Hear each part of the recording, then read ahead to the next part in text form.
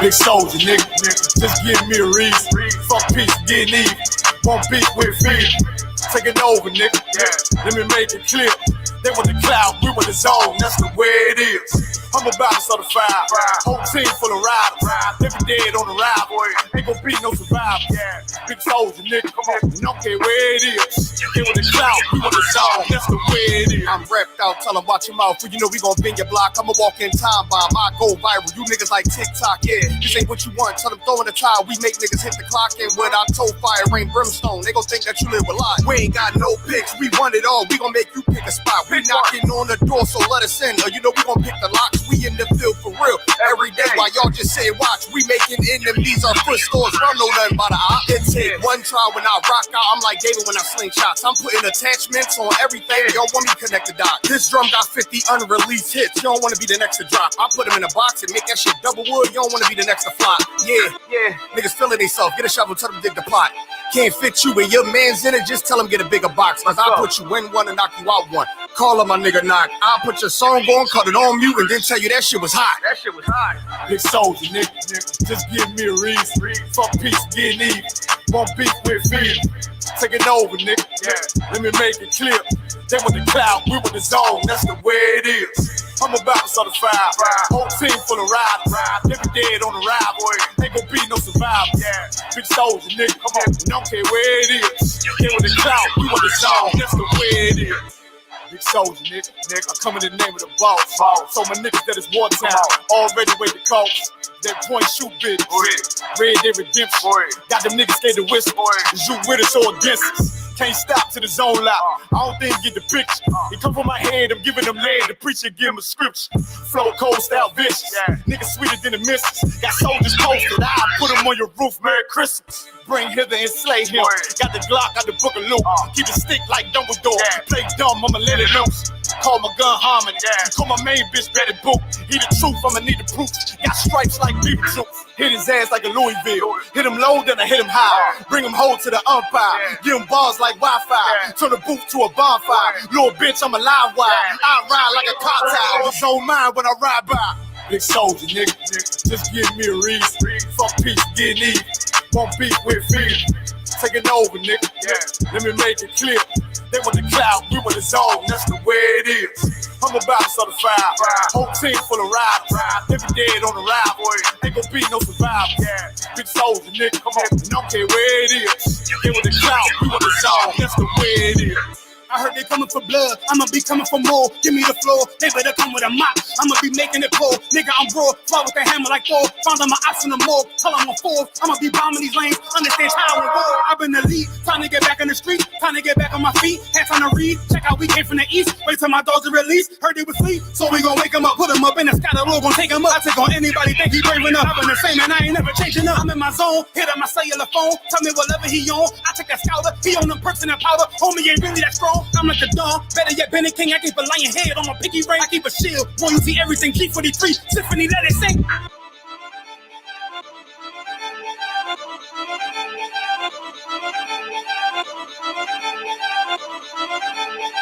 You ain't till you crazy.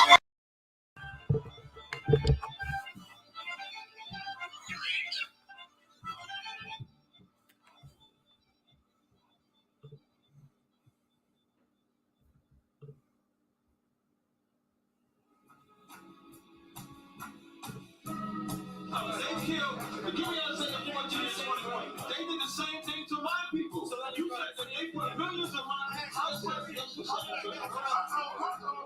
Should a murderer go to jail for murder? Absolutely. Should a thief go to jail when he steals? Absolutely. Should a robber pay back the money he robbed? Absolutely. So why shouldn't the white man pay for what he did? That's right.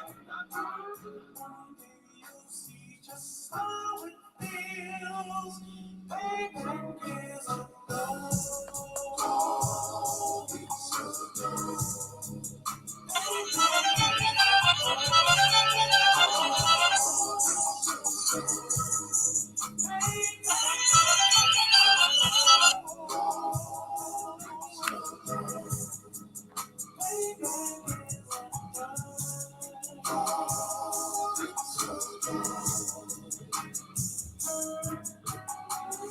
I'm in a hell of a hole.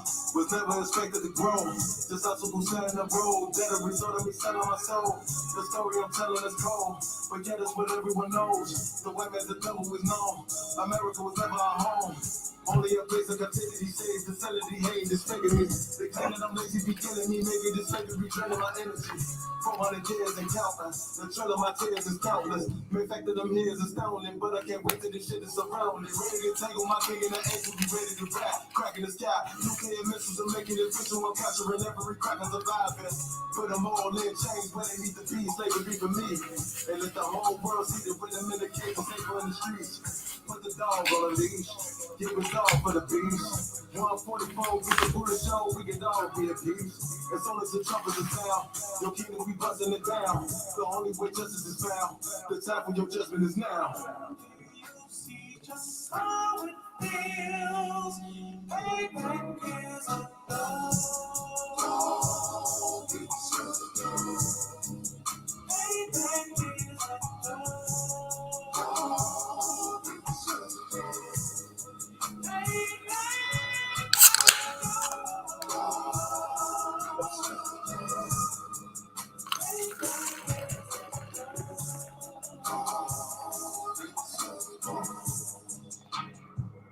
Look, ain't no remorse in my blood cell. It won't be no compromise. Now it's time to feed the worms. Watch his body turn to flies. I clutch iron while you trust the lies. The next Glock I'm back gon' be 10-5. I get it customized. And singing shots off like farewell. Praying payback come back around like a carousel. Still remember YAHANNA's words ringing in my head like bells. Said you in this body, you feel the Lord, fuck the cartel. Triangle choke, apply pressure to the dam like I did Bondale. Payback's a bitch in a dress. She a bombshell, just did serve cold. I just hope they make it oxtail. Block fresh out the box, I swear got that new car smell. Made myself a target in the world of man shooters. That was designed fire for our babies to pass through in the day of our king's reign. I'll be overzealous. They want my jealous, I want brand new pair of fellas. You see just how it feels. Payback is a love. Payback is a love.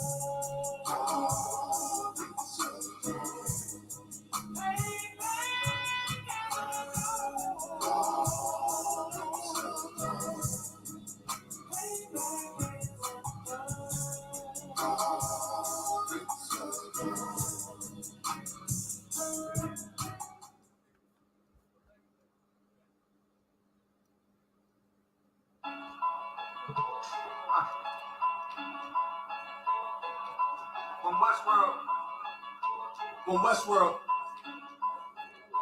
Let's get it. We gon' be sure, tell them make sure. If not, we gon' make more. Clips saying hold 20, but I think it could take more. Grab a stick, fire on your camp, we gon' make s'mores. I ain't satisfied with my spot, then I'ma take yours. No matter how many roadblocks in my way, I'ma break forward. Half I'm on it so damn narrow, I just stay forward. Put them on my plate, I'm never full, I just ate more. Put them on my plate, I'm never full, give me 8 more. Nigga, I don't sugarcoat shit, bitch, I'm straightforward. Don't give a fuck if they don't let me in, I just break doors. Ballin' so hard to ask him, but team that I play for. Scammer who? They ain't stop making guns where they made yours. Sick with it. Feeling like I woke up with stage 4. They ain't want the beast loose, but they opened up the cage for. Endure the pain, been through hard times is what I'm made for. Pay my dues, never left a wage, I just rage war. Many chains and gold teeth, it's the blood of a slave. Sit on the throne with a gold crown from the blood of a slave. This is our world. Got it from the blood to the grave. Become a thing in the past, don't be a story in my page. Against all enemies. In high school, you was the man, that's all memory shit. Lost energy, never lost my energy. Never lose control, never losing. Dog, I play to keep you losing mind where I'm from. I ain't talking from what you see. I never lost soul, losing time, wait to steady pacing. Lost track, I'm on now. You pray to God, hoping He can save you. But the power by war, and that's a different angle. It's another lost cause, and I'm just adding to the list. They not seeing me for that reason. Got a flash on the brick, nigga, big priest. They gon' judge me by my 8 creeps, and I'ma keep stepping these joys to the increase. Just got off the phone with Jacob, and he said it's time to shine. Certified, blue dot, put it on you, now you verify. One West world, bigger than World War III. Do not sleep, it's not cheap. and it's still top 3. So many chains and gold teeth, it's the blood of a slave. Sit on the throne with a gold crown from the blood of a slave. This is our world. Got it from the mud to the grave. Become a thing in the past. Don't be a story in my page. Came on boats and then chains. So when I get rich, I'ma grab a boat and 10 chains with a 12 ribs from each tribe. And each rib will have at least 3 kids. Yeah, I'ma have the deep squad. And rap this is knee high. Now a nigga shank socks. Spit that with fire. When you hear it, you get baptized. One West world, yeah, you niggas know the logo. And I'ma bust it down so the haters see the glow up. Let's have a piece. Let's shine on our enemies, right in their face. Let's blind our enemies, cause now we act, but we come from half knots. Put that cash on the ground, my nigga, let's cash lots. I started from the bottom, birthed out of mud, raised by gangsters, turned out a thug. I ain't give a fuck, burned out I was from hitting licks in and out and selling nicks in the drought. So many chains and gold teeth, it's the blood of a slave. Sit on the throne with a gold crown from the blood of a slave. This is our world. Got it from the mud to the grave. Become a thing in the past. Don't be a story in my page.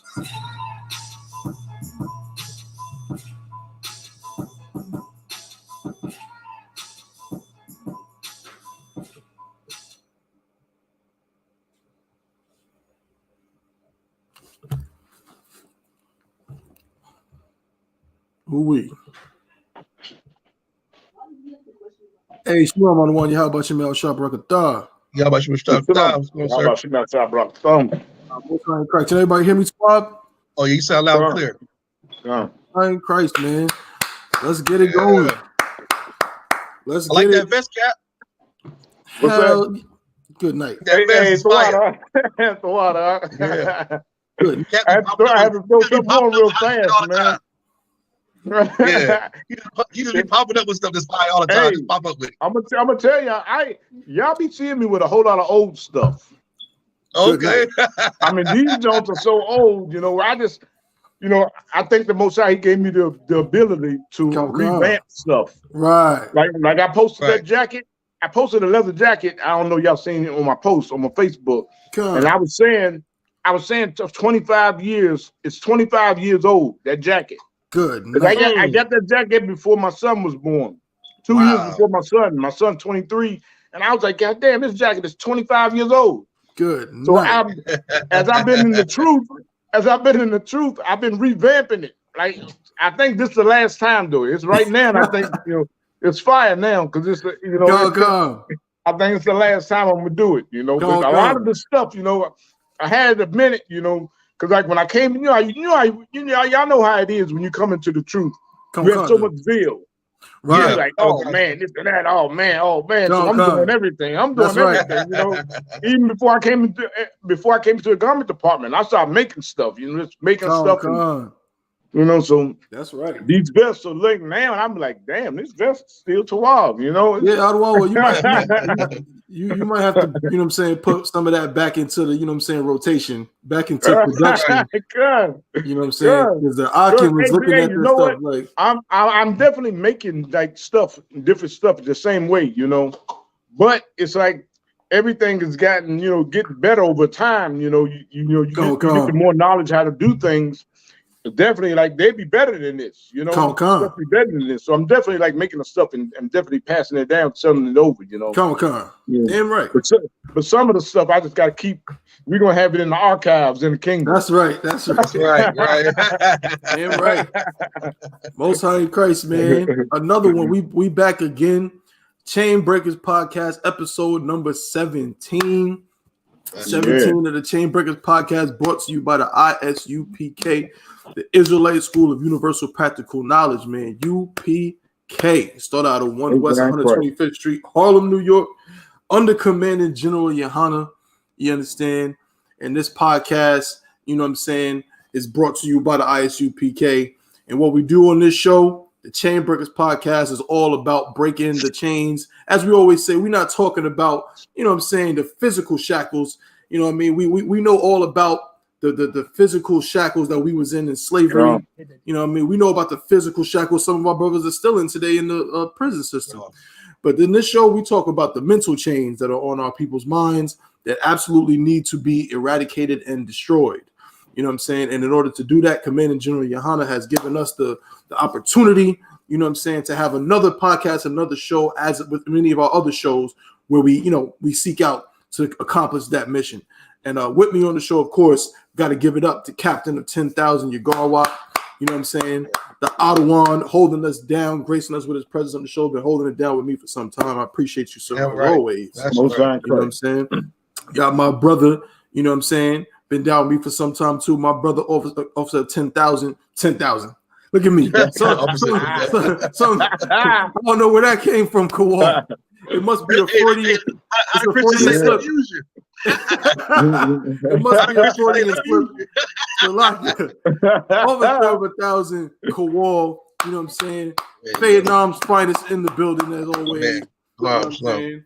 Con. My brother, officer of 500-yard might be on with us later today. But of course, everybody knows we have a gigantic winter storm that is. Man. You know what I'm saying? About to goddamn devastate the whole country. I mean, I ain't never seen it like this, to where it's like brothers in New York talking about it, in Oklahoma, in Texas, we in North Carolina. It's the same thing. No matter where you are in the U.S., this cold front is about to be something serious. So we implore everybody to take precautions. All our brothers and sisters out there, be safe. You know what I'm saying? If you got to get your shopping done, get your shopping done now. Get it out the way. That's you know what I'm saying? Because this is not going to be pretty. There's probably going to be a lot of power outages. I just came driving from Raleigh. All kind of trees down. I'm hearing sirens every 5 minutes. So we want all our brothers and sisters in all the United States, all over, to be very, very careful and cautious. All right. But nonetheless, I am officer of 1,000 Tabawan. You know what I'm saying? I look at myself as, you know, something of a host while these brothers go in and break these scriptures and these stories down so excellently as they always do. And that's what we're going to do today. But before we get into today's stories, there's a few things real quick. Bear with me just a moment. Make sure that you like, share, and subscribe. You know what I'm saying? We appreciate all of our viewers, all of the brothers and sisters that tune in with us. But the number one thing, and we're going to set up a super chat soon, so if anybody wants to give donations, they can do that. But the number one thing that you can do to help the show is to hit that like button and to share this broadcast all over your social media. Put it on your Instagram, put it on your Facebook, put it on your Twitter, put it everywhere. All the brothers and sisters, all the nation of Israel needs to see this show and all of the shows that the I.S.U.P.K has to offer. So make sure you like, share, and subscribe to all of our channels. All right. Right now we're broadcasting on YouTube and on Facebook. All right. So make sure you do that. Also, let me just say real quick. Make sure you guys pay your tithes on I.S.U.P.K.com. I think the website still be working on. So if you can't pay it on I.S.U.P.K.com, you can pay it through Zelle. You can pay it through Cash App. You know what I'm saying? Get in contact with your camp leader so you can figure out how to pay your tithes, get those in. You know what I'm saying? Brothers, we need that for our nation, to grow this nation. And in addition, also let me say big ups to, shout out, clap it up for the generals, Commanding General YAHANNA and his generals, who have decided that the 54th annual Lord's annual Passover will be right here in Raleigh, North Carolina, right here in North Carolina, where myself, Officer Kawal, Officer Yarmak are currently stationed, as I would like to say. It's going to be right here at the Raleigh Convention Center in downtown Raleigh. So everybody get all of your, all your hotel rooms, your Airbnbs, get all of your arrangements together. You know what I'm saying? Get everything that you need together. Why? Because it's going down. You know what I'm saying? We got a whole plethora of events. You know what I'm saying? For this year, I know that they really wanted to focus on letting the kids have some fun, man. We know Akim gonna have fun. We're gonna be, you know what I'm saying, in the hotel lobby, you know what I'm saying, as they say out here, cutting up. Brothers going, you know what I'm saying, have a toast, have a good time. You know what I mean? But this time we want to get the babies involved, man. Get something for the children. I know they're working on some major events. So get everything together for that. It's going to be, you know what I'm saying, it's going to be excellent brotherhood and sisterhood for our people. So make sure you get on that.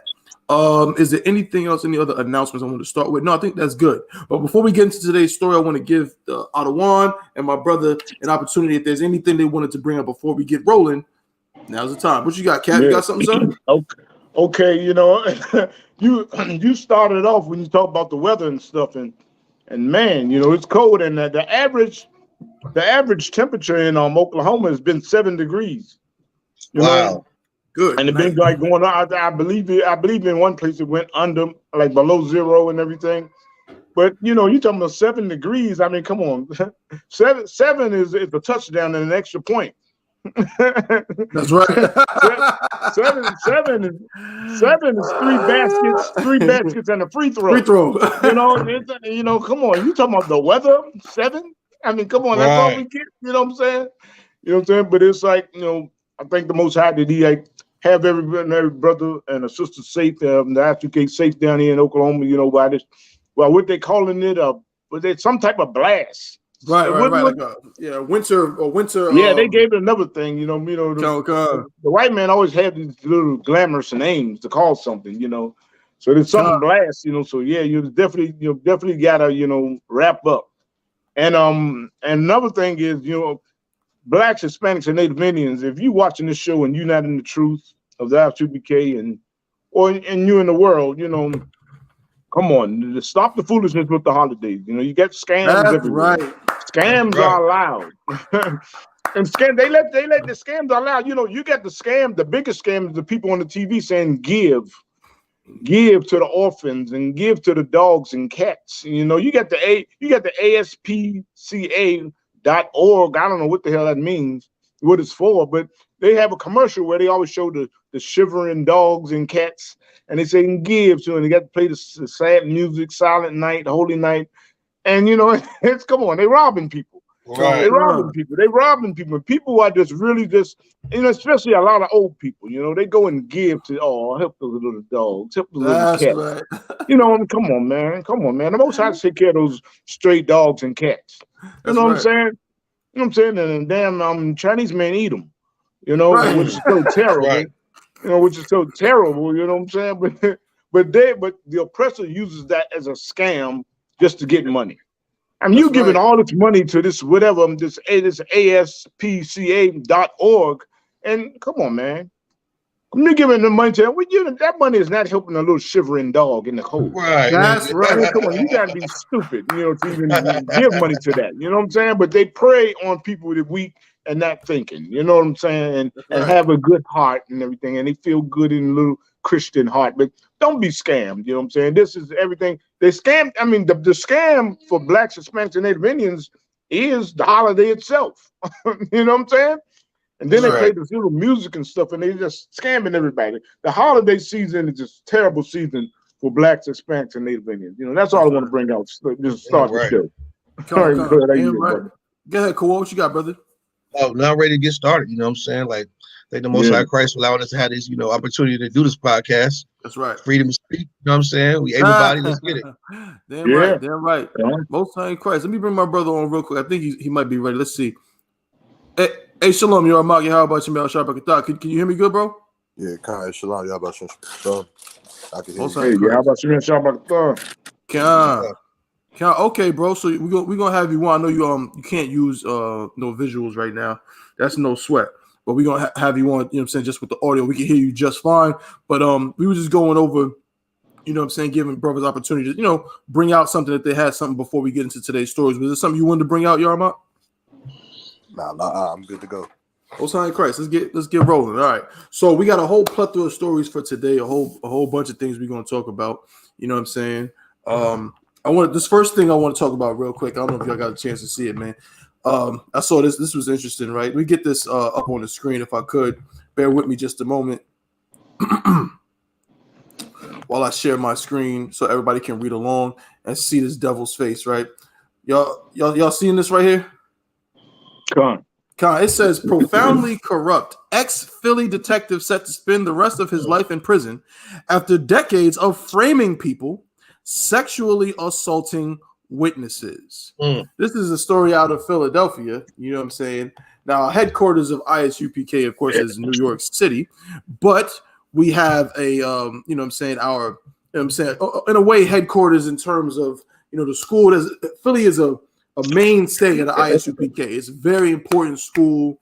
It's a pillar of what we do. And so this is, this is home a certain way. It says a former Philadelphia homicide detective convicted of sexually assaulting witnesses and informants throughout his 20-year career possibly will spend the rest of his life behind bars as a penalty for his crimes. Listen to this. The court claimed the officer groomed his male victims to engage in sexual acts while extracting information from them as investigated various cases. This is the devil right here. This is the devil. That's terrible. Y'all understand what we're talking about here? You understand when we bring out the scriptures that say that this is not your rest? You understand? Micah 2:10. I'm paraphrasing. I'll probably get it in a second. This is not your rest. You think that the black man is the biggest criminal in life.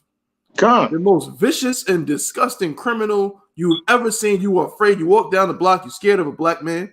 Right. You're clutching purses and all of this.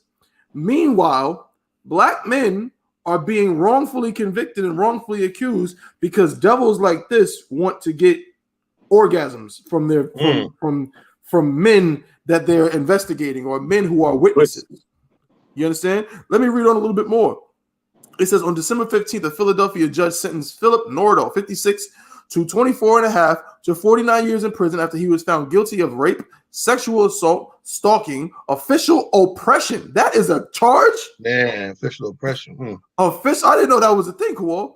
Official oppression, theft by deception, and related charges earlier this year. A jury found, in addition to having inappropriate sexual relations with and lying on the victims, he also stole $20,000 in crime reward money that was being offered in a case about the 2015 murder of an off-duty officer named Moses Walker. Evidence revealed he spent the stolen loot on one of his victims. Good night. I mean, this kind of corruption, you think you only see this in movies. Right. People think that this is not, this is some kind of comic book or something, but you got a guy really using his authority as a detective, not only to steal money, but to rape men in the interrogation room. Good night, Cap. You ever heard anything like this before? Yes. Yeah, I mean, down through the years, you hear a whole lot of corrupt cops and stuff. And it's terrible that, what I'm saying, he's a homicide detective. So, in Philadelphia, I mean, do you understand, so many, you have a countless unsolved murders. Countless of them unsolved murders, and he's a homicide cop framing people. Right. Framing people. I mean, come on, man. And then he's just such a freak, homosexual. You know what I'm saying? That's right. Man, good. I mean, that's ridiculous, man. That's ridiculous, man. I can remember him watching the camp before I came into the camp, and I was watching the camp one day, and I heard General Kathum say that the white man is a homosexual by nature. You know what I'm saying? And I was like, dang. I was like, dang, dude, and hard, But then when you think about it, good Lord, look at all this homosexuality that comes up about the white man. That's right. And what he does. I mean, this is a cop, and he's sitting there. I mean, come on, man.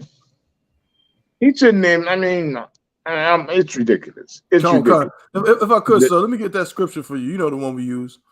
Yeah, let me get that for you, because our brothers and sisters need to see.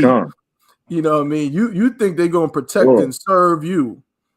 Right. Yeah. They're supposed to protect and serve you, but this is what they're really doing. They really want you to fondle them and to do sexual favors for them while they steal money. This is what they're doing. These are people that are supposed to protect you. This is Micah chapter 2 and verse 10. Arise ye and depart, for this is not your rest. This is not your rest. This is not the place to be. That's right. This is not the place where everybody want to get to, and you're going to live in peace and harmony. No, this is not it. Come on. Read on, brother. Come on. Because it is polluted. Good Lord. This just says it's polluted. I mean, if something is polluted, I mean, good gracious. I mean, if you fall in a pit of polluted water, you know what I'm saying, you can actually die. That's right. You can actually die. And it's saying this place is polluted. That's right. It's polluted. It's polluted with detectives like this. That's right. Detectives like this, do people going to come to say, oh, yeah, he's going to solve this. He's going to be honest. He's going to protect and serve. What is he doing? I mean, he's being a homosexual and dirty cop. And he got a job that he has behind a job and a gun, a badge and a gun.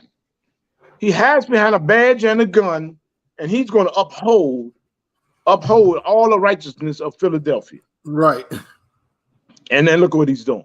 That's right. Look what he's doing. It's polluted. It's polluted. Good night. Read on, brother. Con. It shall destroy you, even with a sword destruction.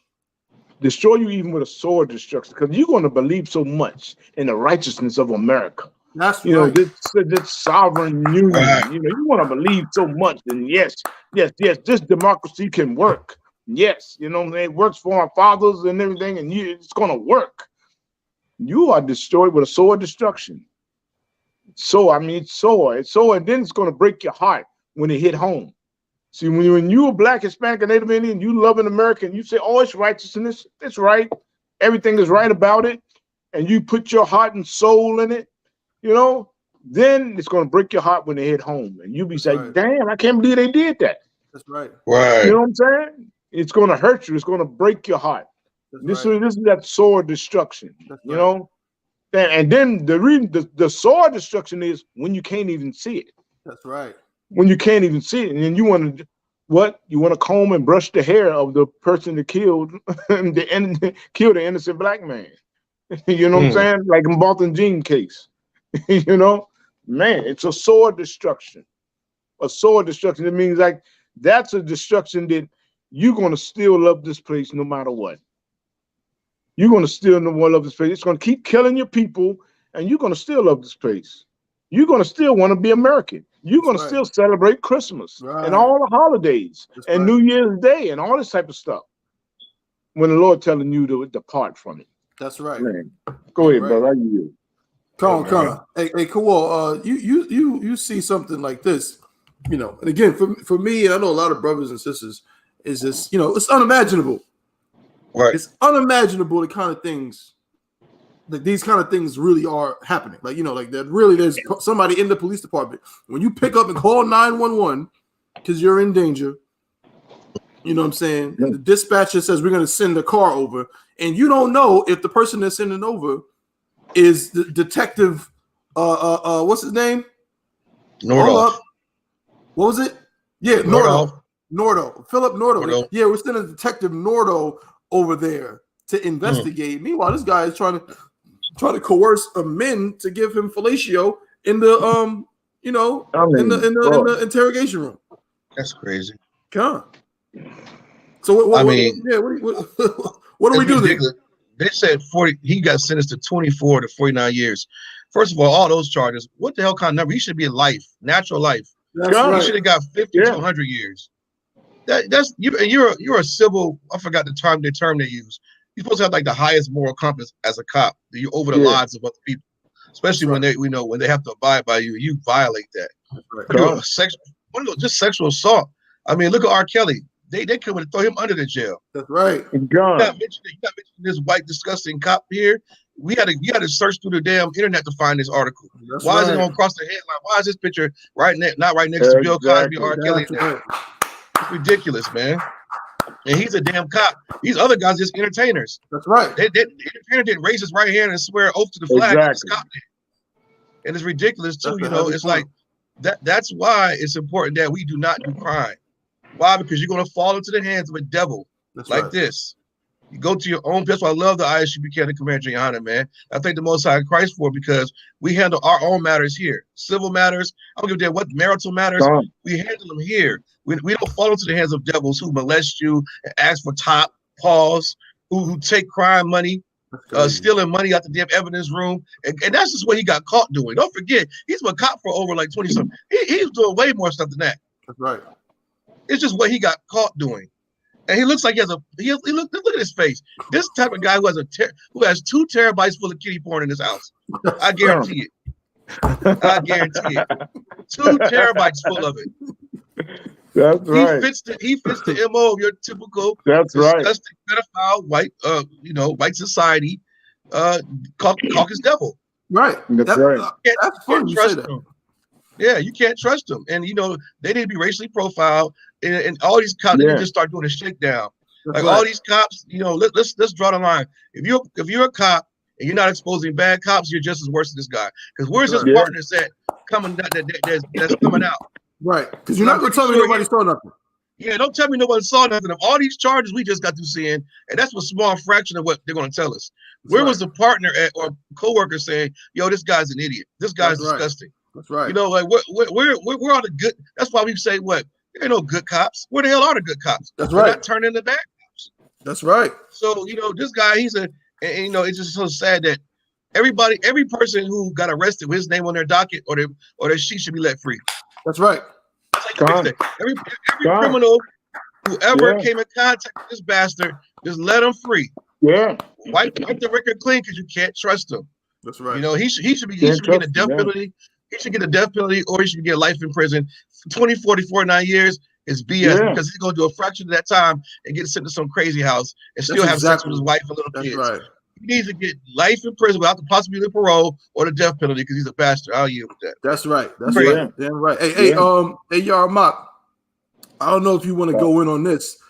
You might want to talk about what I'm going to segue into this on. But did you have any comments on this, Devil? Nah, I mean y'all brought it out, man. This is why we say F the police. That's right. This is why we don't cooperate with the police. This is why they knock on my door. You know, I don't talk to police because y'all only want to molest us and rape us and that's right. You know, just be nasty to us, man. But this is why. But I yield with that. That's right. No sweat. I'm glad. Yeah, Salaki, and you know, and it makes me sick with these damn detectives. I never liked detectives. You know what I'm saying? Because detectives always was those dirty ones that's in the hood and being dirty as hell. You know, right? You know, they used to be the drug dealers. You know, back in the 80s, I remember standing in the alley with two brothers.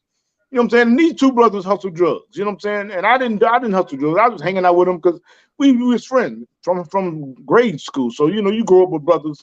So you just hanging out with them. And it was three of us. And then brother said, "Look, at these two dudes coming down the alley, like walking real fast. One of them was like a heavy set. Both of them were white dudes. One was a heavy set dude with a sports coat on and jeans. You know, he looked like a detective coming anyway. So we're coming up, and he had another guy. Like this was across the street from Walter Reed Hospital, and that Fern Place was a real heavy drug strip. So we were like in the alley. So as they coming in towards us, they walking, and this dude, he walking with haste, like he huffs. And when he got up on us, he reached his hand in the sports coat and said, "You mother effers better stop selling your shit on my strip." And he's cocking his gun. Good night. You know what I'm saying? And the person, the dude he was with had on Dr. Scrubs and a stethoscope around his neck. And so I'm looking at this detective and shit, and he's a fucking cop. He's hustling drugs. He's hustling drugs, but he's running his drugs on the strip. So we come in, and I mean, you know, when you hear about corrupt cops, I mean, it's just, and this stuff is not nothing new. That's right. Anybody can tell you in the street infested with drugs that they know the cops are in it too. You know what I'm saying? So when you have these, I mean, it's ridiculous. You know what I'm saying? So if you believe in America and its justice and its system, and this is going to they never wanted to get our drugs off the street. The white man is the biggest drug dealer of them all. That's right. The biggest drug dealer of them all. He's been dealing drugs since the crack cocaine epidemic started way back in the 80s. You know? And before that, the heroin epidemic. You know what I'm saying? It's like, you know what I'm saying? It's like the white man's the devil the Bible speaks of. That's you know what I'm right. saying? He's the devil the Bible speaks of. And this is what the I.S.U.P.K under Commander General have been pointing out since 1969. You know what I'm saying? Been telling people that. Can you imagine that? Since 1969, we've been telling you that the white man is the devil.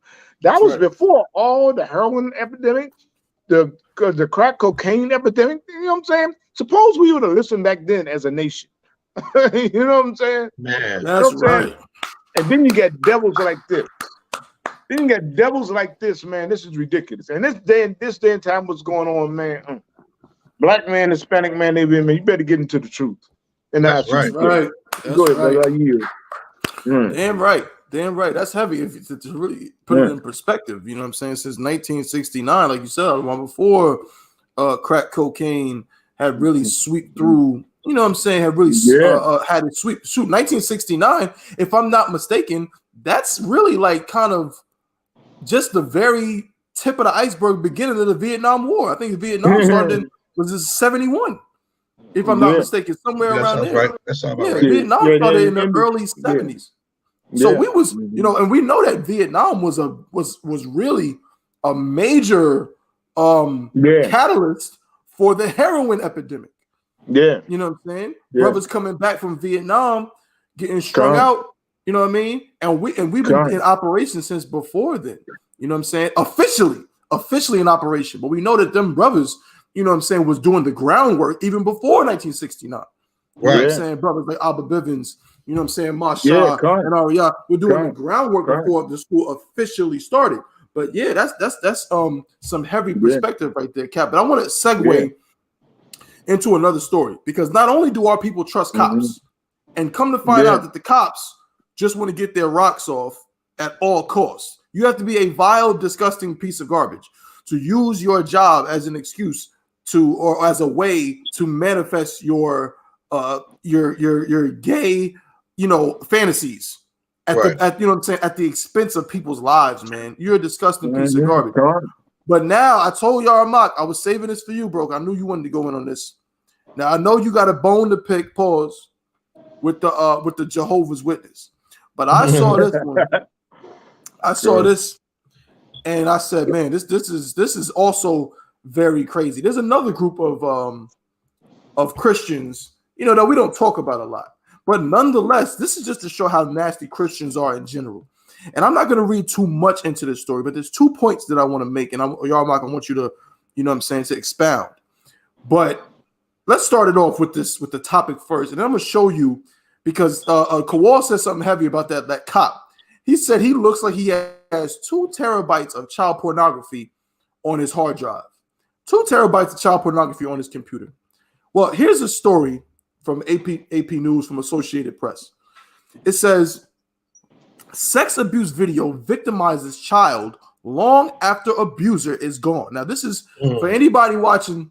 I'm going to try to use the politically correct words. This is trigger sensitive. If you're triggered by things concerning child abuse, child molestation, incest, child rape, and those things like that, when like talking about it, then, you know, this is what we're going to be discussing. So you might want to, you know, mute us for a quick second if that is triggering to you. But it is something that needs to be discussed, you know what I'm saying, for people to know what's going on in the world. So it says sex abuse on the, so let me get it on the screen, because I'm going to show you some it's not no graphic images, but I want you to see some pictures of the people involved in this. It says sex abuse video victimizes child long after abuser is gone. The video of a man raping his 9-year-old daughter was discovered in New Zealand in 2016 and triggered a global search for the little girl. Investigators contacted Interpol, and the pursuit eventually included the FBI, the U.S. State Department, and the Department of Homeland Security.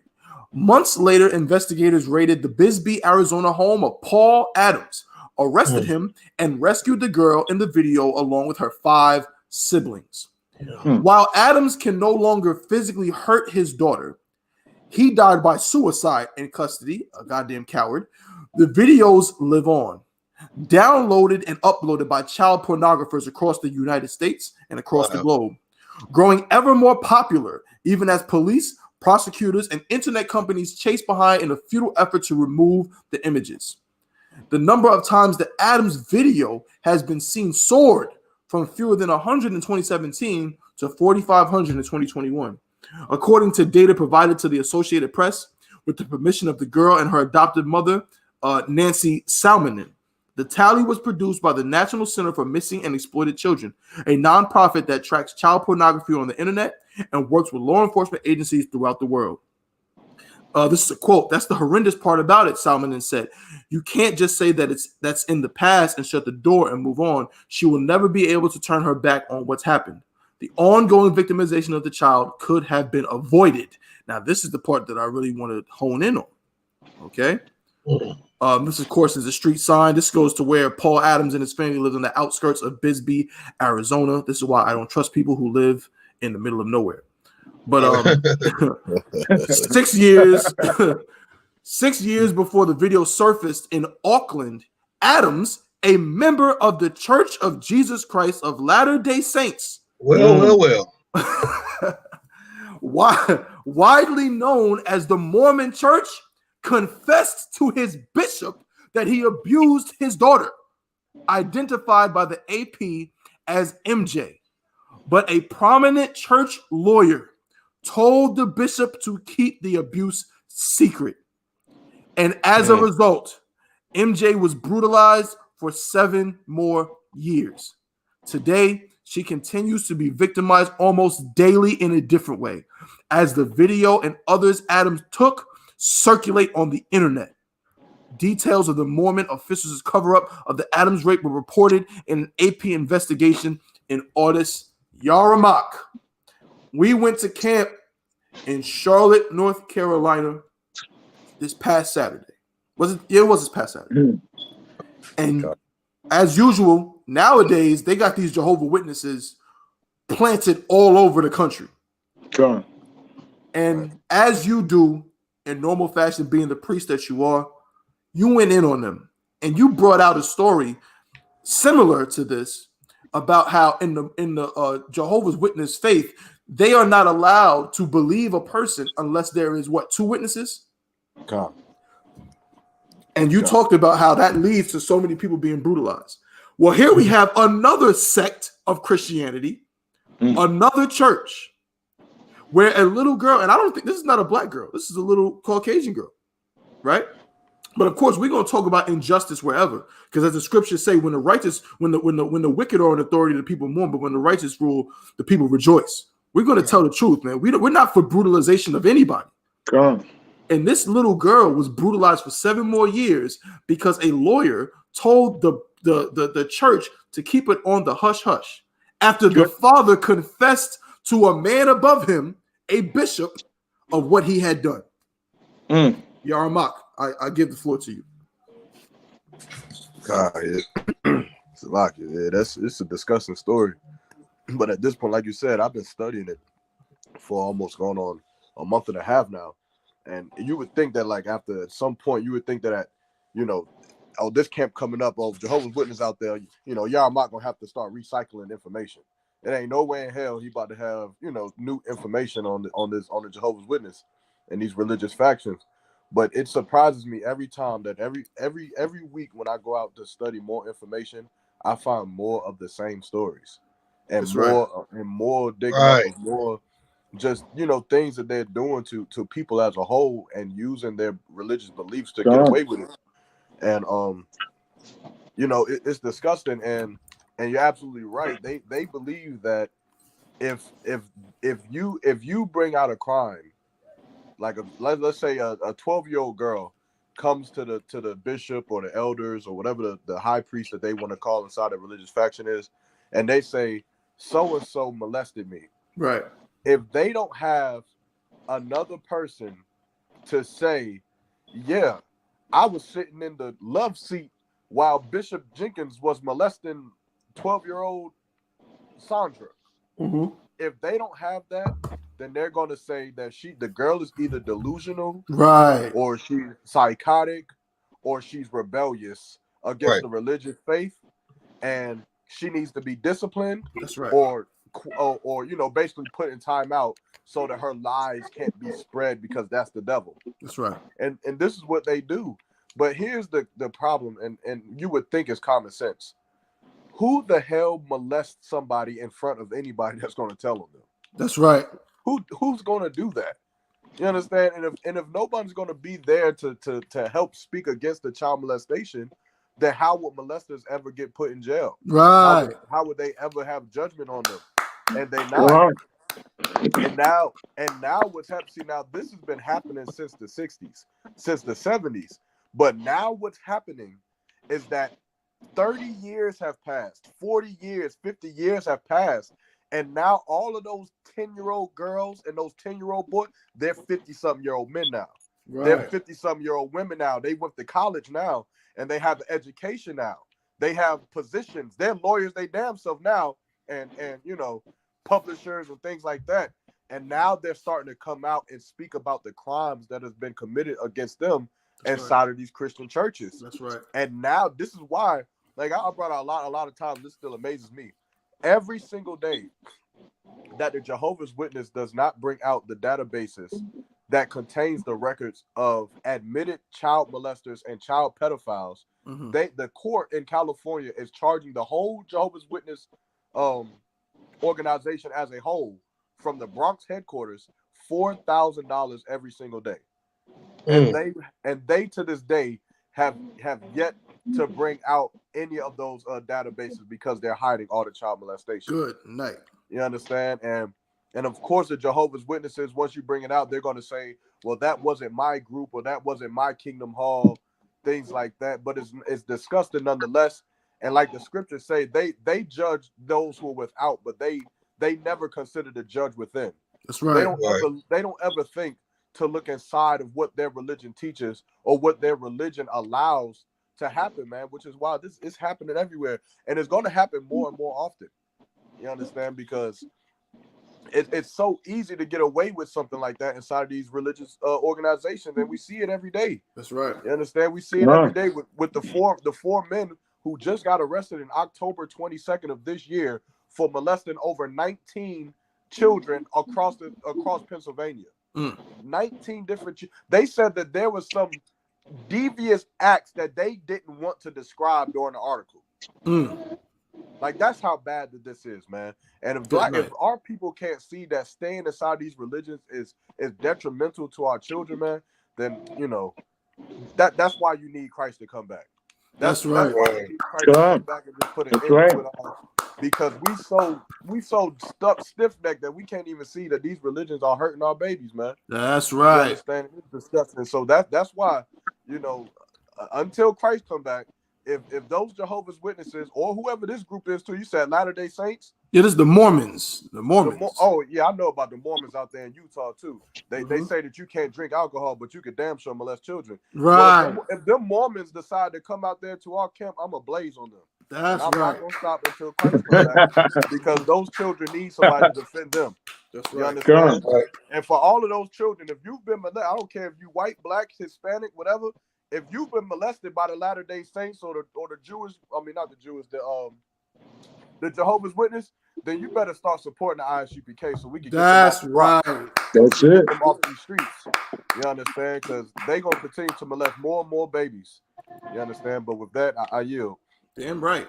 That's so heavy, brother. That's so heavy. And it's like what shows, just again, going back to Micah 2:10, this is not our rest, man. These religions is not our rest. Neither is America our rest. Because not only does what you just said about the $4,000 a day make the Jehovah's Witnesses look bad, it makes America look bad. Because you mean to tell me these people are molesting kids and you're just going to let them, pay a fee? You're just going to let them pay money and that's it? Like, you're not at some point going to be like, you know what? F that $4,000. Somebody going to jail. Right. You know what I'm saying? Open the vault right now with the documents. We have a warrant. Open it. You know what I'm saying? They damn knocked down. What's the sister's name that everybody knows that got murdered? Not a Tatiana Jefferson. What's the one that got murdered when she was in her bed? Oh, Breonna Taylor. Breonna Taylor had a goddamn SWAT team knock down her door as if she was, you know what I'm saying, an informant for the Taliban, and murdered her in her bed. But the Jehovah's Witness group, just pay us $4,000, and you know what I'm saying, we just gonna act like we don't know where the damn documents are. Right. You understand? It's just a disgusting. It's just disgusting, and I had to go this. And again, Cap, I want you to get on this, and Kowal as well, because you had mentioned it, Kowal. You said this is what a person who has 2 terabytes of child pornography looks like. I want to show you some pictures. This is on the article. This is not Officer Thabawan's, made up list. This is what they showed in this very article. All right. So check it out. Here we go, Salakia. Boom. Look at this. It says who consumes child pornography. Here is a sampling of people arrested with videos of Paul Adams sexually abusing Slockett, his daughter. Wow. We have Ryan Alexander Boley from California, 40 years old, awaiting sentencing. Guess what? He's a former aviation mechanic and Lance Corporal with the U.S. Marine Corps, who won awards for his military service in Afghanistan and Iraq. What else we got? Excuse me. Oh, this one don't got a Robert Eccleston. They don't got a picture of him. Right. They don't got a picture. He's a 58-year-old man. No sweat. Yeah, he had plenty. He was getting pictures of kids from Kik, his Kik messenger. Wow. Oh, look. Oh, what we have here. Jared Faircloth, 24 years old, from New Jersey. The U.S. Air Force senior airman was arrested in Cream Ridge and charged with downloading more than 2,800 child sex abuse images through the BitTorrent network. Oh, man. Another military guy. Oh, man. Michael Aaron Galvin. Check him out. The Corpus Christi man worked for a car dealer and pleaded guilty after he was caught at the U.S.-Mexico border with a cell phone containing child pornography. Oh, man. That's bastard. Cole Reed Hester from Kentucky. Now, they don't got a picture of him, but I'm willing to bet every dollar in my bank account that somebody named Cole Reed Hester is a devil. Right. With over 5,000 videos of child pornography in his computer. Wesley Hodges, that's another one. Oh, now they want to throw in a black man. Right. Cameron Vontez Lewis. One black man. Oh, now who we got here? What did he say he had? What did the Negro have? The Negro had. Lewis pleaded guilty and admitted to producing child pornography video clips, selling 4 of them for $40 each, and pocketing a total of $11,000. If I had to guess on this case, he sold them to white people. He sold them to white people. And again, I'm not excusing his behavior, but it's probably something he did with teenage girls. He probably was messing with teenage girls, and of course, that's still child pornography. That's still child pornography. They're not going to, as like R. Kelly. They're not going to treat that any different. But this case right here, I'm glad you caught that, Kawal. This has barely anything to do with that 9-year-old girl who was getting arrested by her father. But they threw this brother in the mix, so it looks like we do the same things that they do. You understand? Yeah. But then here we go. Brett Andrew Locklear. All day long, these cats look like, you know what I'm saying? You was right, Kawal. This is what they look like. Oh, man. Look at this. A former communications director for the Democratic Party of Arkansas. These are the people who are downloading your kiddie porn, your child pornography. Profile the white man. Ottawa. Right. Profile. You need to profile these devils. Man. You know what I'm saying? And then, you know what's funny? I'm gonna say this too before we go into the next story that segues from this. Let me say this. And Cap, I know you're gonna go all the way in on this one. This is why you nasty, you are a disgusting, horrible parent if you're gonna take your kids to the mall today to sit on Santa's lap. Exactly. Right? You are a disgusting piece of garbage because Santa is really Harold H.L. Moody Jr. from Arkansas. That's right. That's it. He lives in the backwoods of Bunn, North Carolina. Right. In some small town in Oklahoma. Exactly. And downloads a bunch of child porn from BitTorrents on his computer and his iPad. Right. But you're going to go let your little 5-year-old sit on his lap saying, Santa, I want this for Christmas. Exactly. You're absolutely disgusting. This is who we need to profile. Profile everybody, because as a grown man, why would you want a child to sit on your lap? That's not your kid. That's crazy. Yeah. To be weary of this. I mean, Cap, you see all these white men, and a lot of them are former military, Cap. Well, why is that? Should we trust these devils, Ottawa? And you know, when we talk about in Vietnam, it was a whole lot of child molestation. Right. You know, they was like, you know what I'm saying, there's a whole lot, and the devils was doing that. You know what I'm saying? It's like, you know, come on. Remember, I started the show when I said that I heard Jennifer Thumb say that, you know, about the white man. You know what I'm saying? He's homosexual by nature. And it's just really just so sick. You know what I'm saying? You're talking about child pornography. I mean, it's like, come on, man. Then you get the disgusting thought of Santa Claus and the kids sitting on the Santa Claus lap and he's sitting there getting a hard on. I mean, it's just real disgusting. You know what I'm saying? Right. It's disgusting, and it's so satanic. You know, we even you know what I'm saying? It's still part of the community. And then when you look at things, look how long the institution of homosexuality been going. The Roman Catholic Church. Mm. I mean, come on, man. Come on. The Pope, all of them. All the rest of them homosexuals that walk around with pajamas on and, you know, them women's nightgowns. You know what I'm saying? Come on, man. Yeah, I mean, that's it's crazy. That's crazy, but this is the sinful kingdom. This is the sinful kingdom, and this is what, you know what I'm saying? It's the whore. It's the whore on the seas. You know what I'm saying? What the scripture's talking about that everybody looks up to. You know what I'm saying? And wants to say, "Oh, it's marvelous." I mean, America is just terrible. It's a sinful kingdom. It's a sinful kingdom, and there's everything wrong with blacks, Hispanics, and Native Indians because we died to get here. We died to get here, and not knowing that it's a sinful kingdom. You know. Man, it's terrible. It's terrible what we go through. And then look at this story. It's like, man, ridiculous.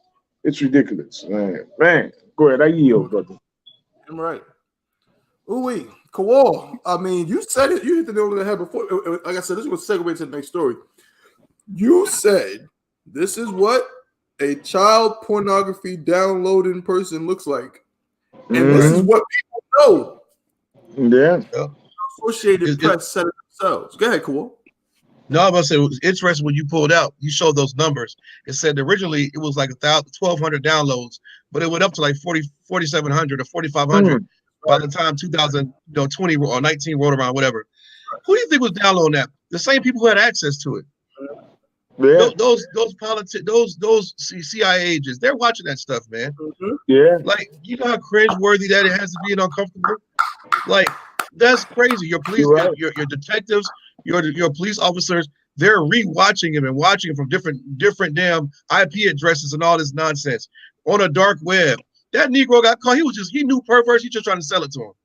Yeah. You know, like a crackhead wants that fix. Like, man, I know these sick bastards here. I'm not saying what he did was right. It was dead wrong, but come on, he seen an opportunity to make some money. They're gonna try to throw him in there. Make it seem like we do that same nonsense. We don't do that same nonsense, man. Right. And it's crazy that these you know, they all have this same spirit, this look about them.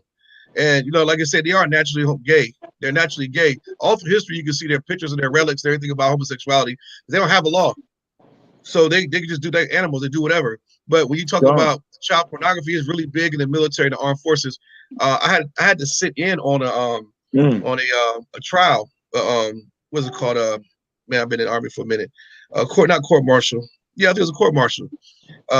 In the Army, it was dealing with child pornography, and a staff sergeant who was molesting his stepdaughter and forcing her to watch porn and kiddie porn, all this stuff, and just to hear the details from the family.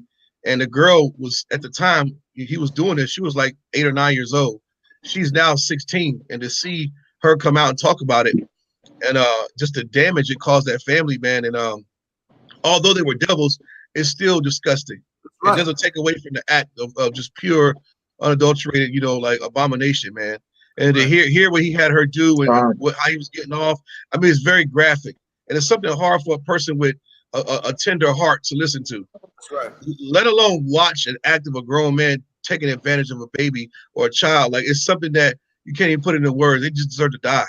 Right. You know what I'm saying? And you know, that's why, you know, the most I see in Christ back here, man, that vesture dipped the blood for a reason. It's gonna be a lot of blood. And they're gonna earn that. And you earned it. You earned it through your wickedness, man. This is crazy. All those computer tech guys, if all the rich billionaires, you know, you wonder why these cats want to go to Dubai or not Dubai, excuse me, Thailand or in Vietnam. Yeah. All these these countries stink, mind you. A lot of these countries stink. And it is just like so nasty. You can't use the water. Why would someone want to go there? Because you have liberties with their children. That's right. They go over there with less. That's why the IUIC is always in Africa. That's why you see all these Mormons. There's this special. I'll be real brief. There's a Netflix special me and my daughter watched. It was called Keep Sweet, and it's about the LDS, and it is the whole foundation is on having sex with children, and they actually play their leader Warren Jeffs and I'll be real quick. Warren Jeffs was married. You know, his dad was a disgusting pedophile. And his dad, he inherited the leader of the church after his dad died. And now Warren Jeffs is in prison and running the LDS from prison. But part of their practice is for them to have sex with their own family members and little girls, ages of 9 years old, 10 years old, 14 years old. They actually have this altar built, an all-white altar, where they have sex with the girl on there to see the blood sheet and all that stuff. And you can hear the screams on the audio tape from the courtroom. It's disgusting. And you know what the devil said? He said, if you frown your face or you cry or you make any notion that you don't want this, then you're saying that you don't agree with the doctrine. That's how satanic and evil this gets. I ain't gonna go elaborate too much on it. If you want to watch pure devils free reign and have sex with pedophiles and be pedophiles and have sex with children, watch that Netflix special called Keep Sweet. I'm telling you, it'll open your eyes to how sick and disgusting these religions are. You can never say anything bad about the I.S.U.P.K. We stand for righteousness. These other bastards, they are sick and disgusting, man. I'm telling you. And last thing, Jehovah's Witnesses, Seventh-day Adventists, LDS, Mormons, all of them, you know, they all speak bad about the black man as far as our skin being a curse. And they all came out of the Great Disappointment in 1844. You know what I'm saying? They all broke off and started their own little religions like that. Because you think about the origin of all their religions started around the 1800s, 1900s. Because William Miller, some Seventh-day Adventist guy, with a bunch of other kooky idiots, they thought they did the calculations, thought that Christ was going to come back in 1844. Well, they were dead wrong. And they ended up, you know, trying to do more calculations and just reversed the whole thing. But now it's like they all broke off and started their own thing. And that's a pattern with some religion. They broke off, started their own little thing. Now you have these different denominations. They're all based on sexual lust and just, you know, disgusting righteousness, man. It's disgusting. I yield. That's right. Damn right. Hey, the water for that, brother, because and all y'all brothers, you know what I'm saying, brought us something so heavy. And if I could just real quickly just piggyback off what everybody's been saying, the spirit of a thing is so important. And that's why in the I.S.U.P.K, we're not affiliated with any other Hebrew Israelite group. We're not affiliated with no church. We're not affiliated with no blackity black organization. We're not affiliated with nobody, man, because we understand the spirit of a thing. I'm paraphrasing the scripture where it says, you know what I'm saying, a good tree cannot bear forth evil fruit, and an evil tree cannot bear forth good fruit. Listen, this is not an isolated incident as you nasty Christians want us to believe. There's no such thing as an isolated incident. It does not exist. Every single child that is molested, there is a pattern. There is a story behind the story, behind the story. Even R. Kelly, who you demonize, and guess what? And it's understandable. I'm not trying to absolve R. Kelly, but guess what? R. Kelly is a pedophile because his older sisters were pedophiles. And they were pedophiles because probably their older aunties and uncles and grandmothers were pedophiles. That demon of incest and that demon of sexual deviancy and just, excuse me, wanting to be a nasty freak, guess what? That is pervasive in the black community. You can watch movies from the 50s, from the 60s and 70s that show that. Go watch that classic film called Sweet Sweetback's Badass Song, where Melvin Van Peebles directed it. He got a lot of love for that film. I'm not saying it ain't a great film, but guess what? In that film, his son, Mario Van Peebles, had a sex scene with a grown woman when he was 10 years old. Wow. You understand? And that movie got praised. No one even thought about it. You understand? Go read book. Go read The Color Purple. Read the actual book. You know what I'm saying? Color Purple. What's it, did Toni Morrison write that? Color Purple? That sounds right. I think it was Toni Morrison. If it wasn't Toni Morrison, she wrote Beloved. If it wasn't Toni Morrison, it was the other one, right? That movie got all kind of incest and child molestation all through it. What I wanted to say was this. When we saw those pictures of those devils, man, going with what Kawal and what Cap and Yarmak said, man, the spirit of the Christian church is a spirit of sexual deviancy and pedophilia. You cannot escape. And guess what? In that military, in your police academies, in all of your authoritative places within the United States and abroad, you will find sexual deviancy. These men are sick. That's why they seek out to be police. They seek out to be in the military. It's not because they're brave. It's not because they're heroes. It is because they are weak and they have some kind of complex in their head when they want to be authoritative figures. I'm going to say this and I'm going to move on. This reminds me of another story. Kawal brought out that film where, you know, if you want to kind of get more insight, go watch that movie. I haven't seen it, but I'm gonna check it out. There was a story similar to this one we just read about a father molesting his daughter. Go read it. There's a story about a man who was a police officer, and I think he was a wannabe military guy named Kenneth Freeman. He lived in middle America somewhere and was doing the same thing and was molesting and raping his daughter. And in the child pornography market, his videos went viral. They were spread all across the United States, all across to other countries and things like that. He would take his daughter on trips to see her grandparents, and they would go to Disney World, and he would molest her and rape her in a hotel room. And people downloaded that. And he had that same spirit. He would, again, go look up images of the guy, Kenneth Freeman. He was a big, buff dude, you know what I mean, working out. All the women loved him. He was, for a white man, I guess he was considered handsome and all that, but he still had that spirit.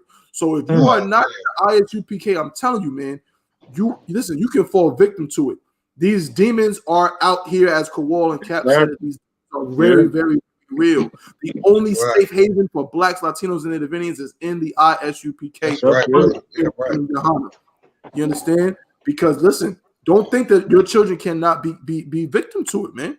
Our children absolutely are susceptible. Think about how many missing little black girls they are. They never talk about that, but that's very real.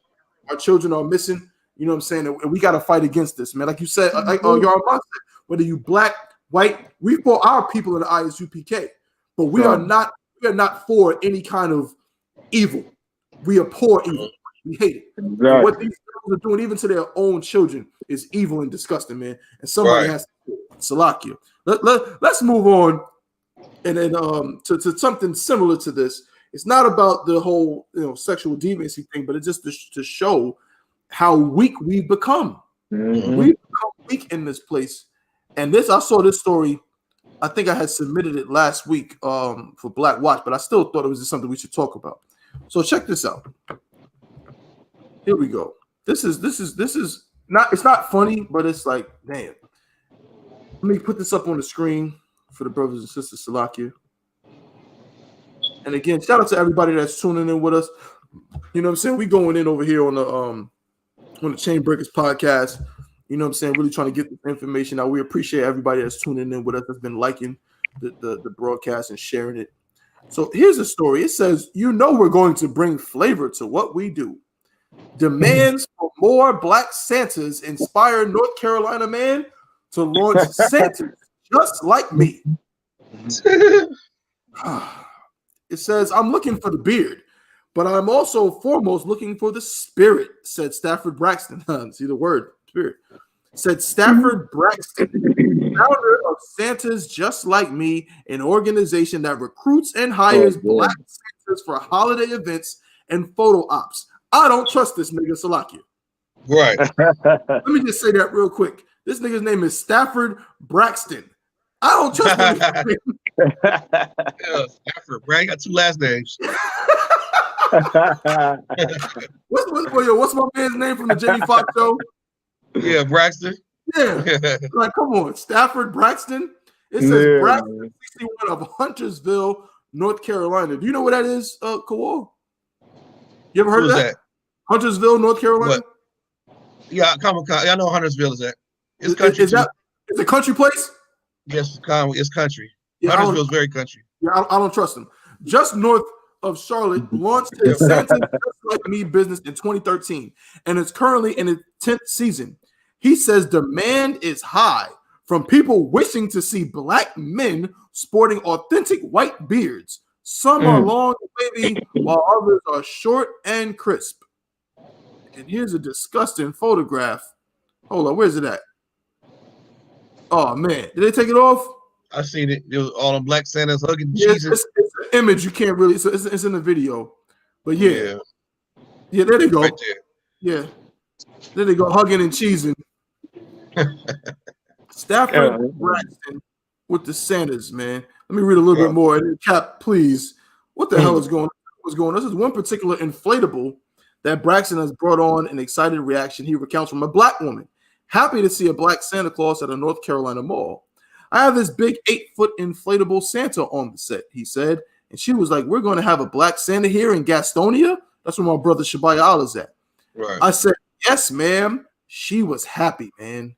Shopping malls, holiday gatherings are common places to find a plump, bearded man sporting the eye-catching Santa suit. Braxton says so far this season, his 6 Santas are fully booked with about 60 events. Cap, why in the hell? First of all, why is there even a demand for this? They said there's a demand for black men with white beards and Santa costumes. Why is there a demand for this, Cap? Because I mean, it's like it's letting you know the time is short. Right.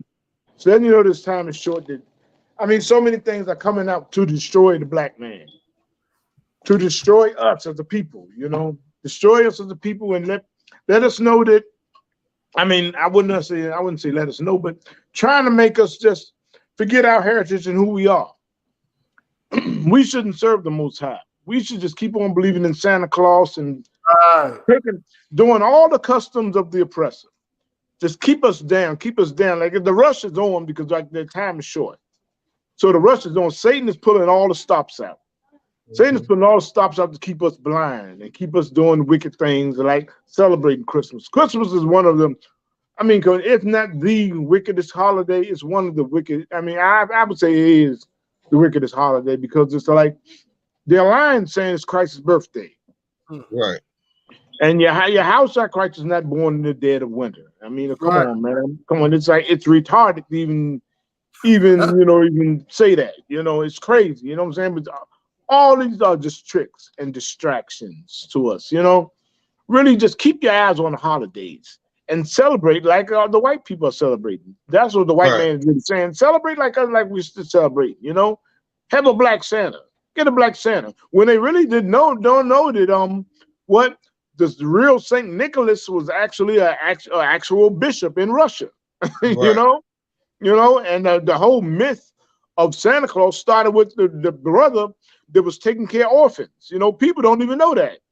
People don't even know that. You know what I'm saying? People don't even know that I.S.U.P.K had those icons and a picture of St. Nicholas, who was a bishop in Russia. You know what I'm saying? And he used to feed orphans and stuff and give them gifts and whatever. So the white man got a hold of it and created Santa Claus, you know, and made him white, you know, what did it say? Red, rosy cheeks and nose like a cherry, you know what I'm saying? Right. So now you get white Santa Claus, you know what I'm saying? So now to fool us even more, to fool the black people, Hispanics and Native Indians, to keep us being sinful, you got to have a black Santa now. Right. Now you have a black Santa. Now when black people say a black Santa, we so stupid, and in that civil rights movement mentality, that see now it's getting better. Made Black Santa. I mean, come on, get out of here, man. Are we retarded? Are we dumb? Or are we just stupid? I mean, come on, man. Come on, it's crazy, man. A black Santa. This day and time, you talking about a black Santa? You looking for? I mean, come on, a black Santa. Anytime George Floyd can die with a white man's knee on his neck, I guess that's going to make it better. Have a black Santa. Trayvon Martin, all those type brothers dying and stuff. That's going to make it better. We have black Santas and stop having white Santas. I mean, we're so stupid. That is so. I mean, that's Christian. That's so Christian, so stupid. A darn black Santa. You know what I mean? Come on, man. It's crazy, and the whole holiday is an abomination. That's right. The whole holiday is an abomination. We shouldn't even celebrating that crap. You know, it feels so good going through watching this oppressor's holiday season and not celebrating it. I mean, man, come on. This is like the best feeling. Like seeing all these people, all the decorations. People go say Merry Christmas. I don't celebrate Christmas. That's right. I love that. That's right. I love that. They love their season. I love to hate it. I love to hate it. You know, I go ahead and say, no, I don't celebrate pagan holidays. That's right. I love telling black people that. You know, they say Merry Christmas. I say I don't celebrate pagan holidays. That's right. You shouldn't either. That's right. Yeah, I know, but it's for the kids. You dumb as a box of rocks. Right. I mean, come on. Go ahead, brother. I hear you. That's crazy. Damn right. Hey, cool, man. You not happy to see the black Santas, bro? You don't. They look all goofy too. Look at them cheesing. cheesing for massa. I guarantee it's a white man taking that picture. That's why the cheese is so hard. You don't get a smile like that unless it's a white man in the room. That's right. That's right. You know, it's crazy. It's crazy because, you know, and I'll notice something. You know, because it's information age and the work that I.S.U.P.K is putting in on the internet and how, you know, and just putting this information out about blasting these pagan holidays, charging these pastors. Black people are starting to feel ashamed for celebrating their birthdays and Halloween and Christmas and Thanksgiving. So much so that we do this thing with the holidays or pagan holidays. We'll try to black it up before we quit. Right. Before you quit Thanksgiving, you know it's wrong. You don't have a Friendsgiving. Right. You know your birthday's wrong. You used to full out say it's my birthday. Now you call it my born day or 365 revolutions around the moon. now that you know the Christmas is pagan, now you have a black Santa Claus, rent a nigga Santa Claus. Oh boy. You know it's wrong. Now you can rent some Negro with a white beard. Instead of teaching Revelation 1:14 about Christ having hair white like wool, you want to have a Negro Santa Claus with white woolly beard and whatever else. Because you know it's wrong. Right. We always try to black something up before you quit. It's kind of like if you smoking when you try to stop smoking, you go from a 2 packs of Newports a day to 1 pack, and then maybe from 1 pack to 2 or 3, then 1 to none. Or you smoking weed and you go to vapes. And then you get off the vapes and you go to just, you know, it's just like just quit cold turkey. Stop trying to black the holidays up. You can't do it, man. It's disgusting. They're pagan in nature. You can't make something clean that's unclean. You can't do it. That's right. Trying to black up Christmas. Like, it's just stupid. And that's what we do. This is what we do as a people. I'm pretty sure Hispanics doing the same thing. I'm pretty sure, you know, all these religions celebrate Christmas. Just call it something different. It's ridiculous, man. You can't black Christmas up because it's not our custom. And they all look crazy. And you know, it's whatever. It's just this whole holiday season stuff, man. By this point, like my children, they don't even give a damn about Christmas. That's right. They don't care. It's like, you know, it's such a beautiful thing because, you know, and they do care. I bet they hear about it. But they just keep it in. They go to school. They go to school. They see it all around it. They're not fazed by it. What does it matter? Especially if you educate them and teach them. You know, you train up a child the way they should go. Our people train up a child to celebrate Kris Kringle. You know what I'm saying? And we don't do that in here, and that's why I love and value the school. But yeah, that whole black rent a nigga Santa is crazy. I yield. They just, you know, and that's gonna get somebody hurt, man. Damn right. No, that's real heavy, brother. And if I could, real quick, man, you want to talk about a miracle? It is a miracle that Tabawan does not care about Christmas no more. The world, I was the Christmas. I was Mr. Christmas. You know what I'm saying? You know, I mean, I'm playing all this. I was the one trying to get everybody else in the holiday spirit. Like, come on, y'all. Johnny Hathaway. You had the pajamas on. You had the pajamas on. You had the pajamas. Nigga dressed like an elf. I said, put on the Temptations, put on the Jackson 5. Oh, goodness. That's right. You know what I'm saying? That's right. If I could, and I should have known that Christmas spirit was terrible because probably one of the last Christmases I celebrated, I went all out. I borrowed I got a Christmas sweater. You understand? I'm going to all the Christmas parties. I'm doing all of this. And in the 2-day span, I got blackout drunk. You understand? Nigga woke up with no socks on. I said, what the hell is this?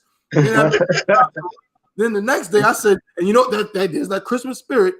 You know what I'm saying? Now in the world, I was never no weed smoker, but somebody convinced me, hey, let's do some weed brownies for Christmas. And I damn did that with retardedness.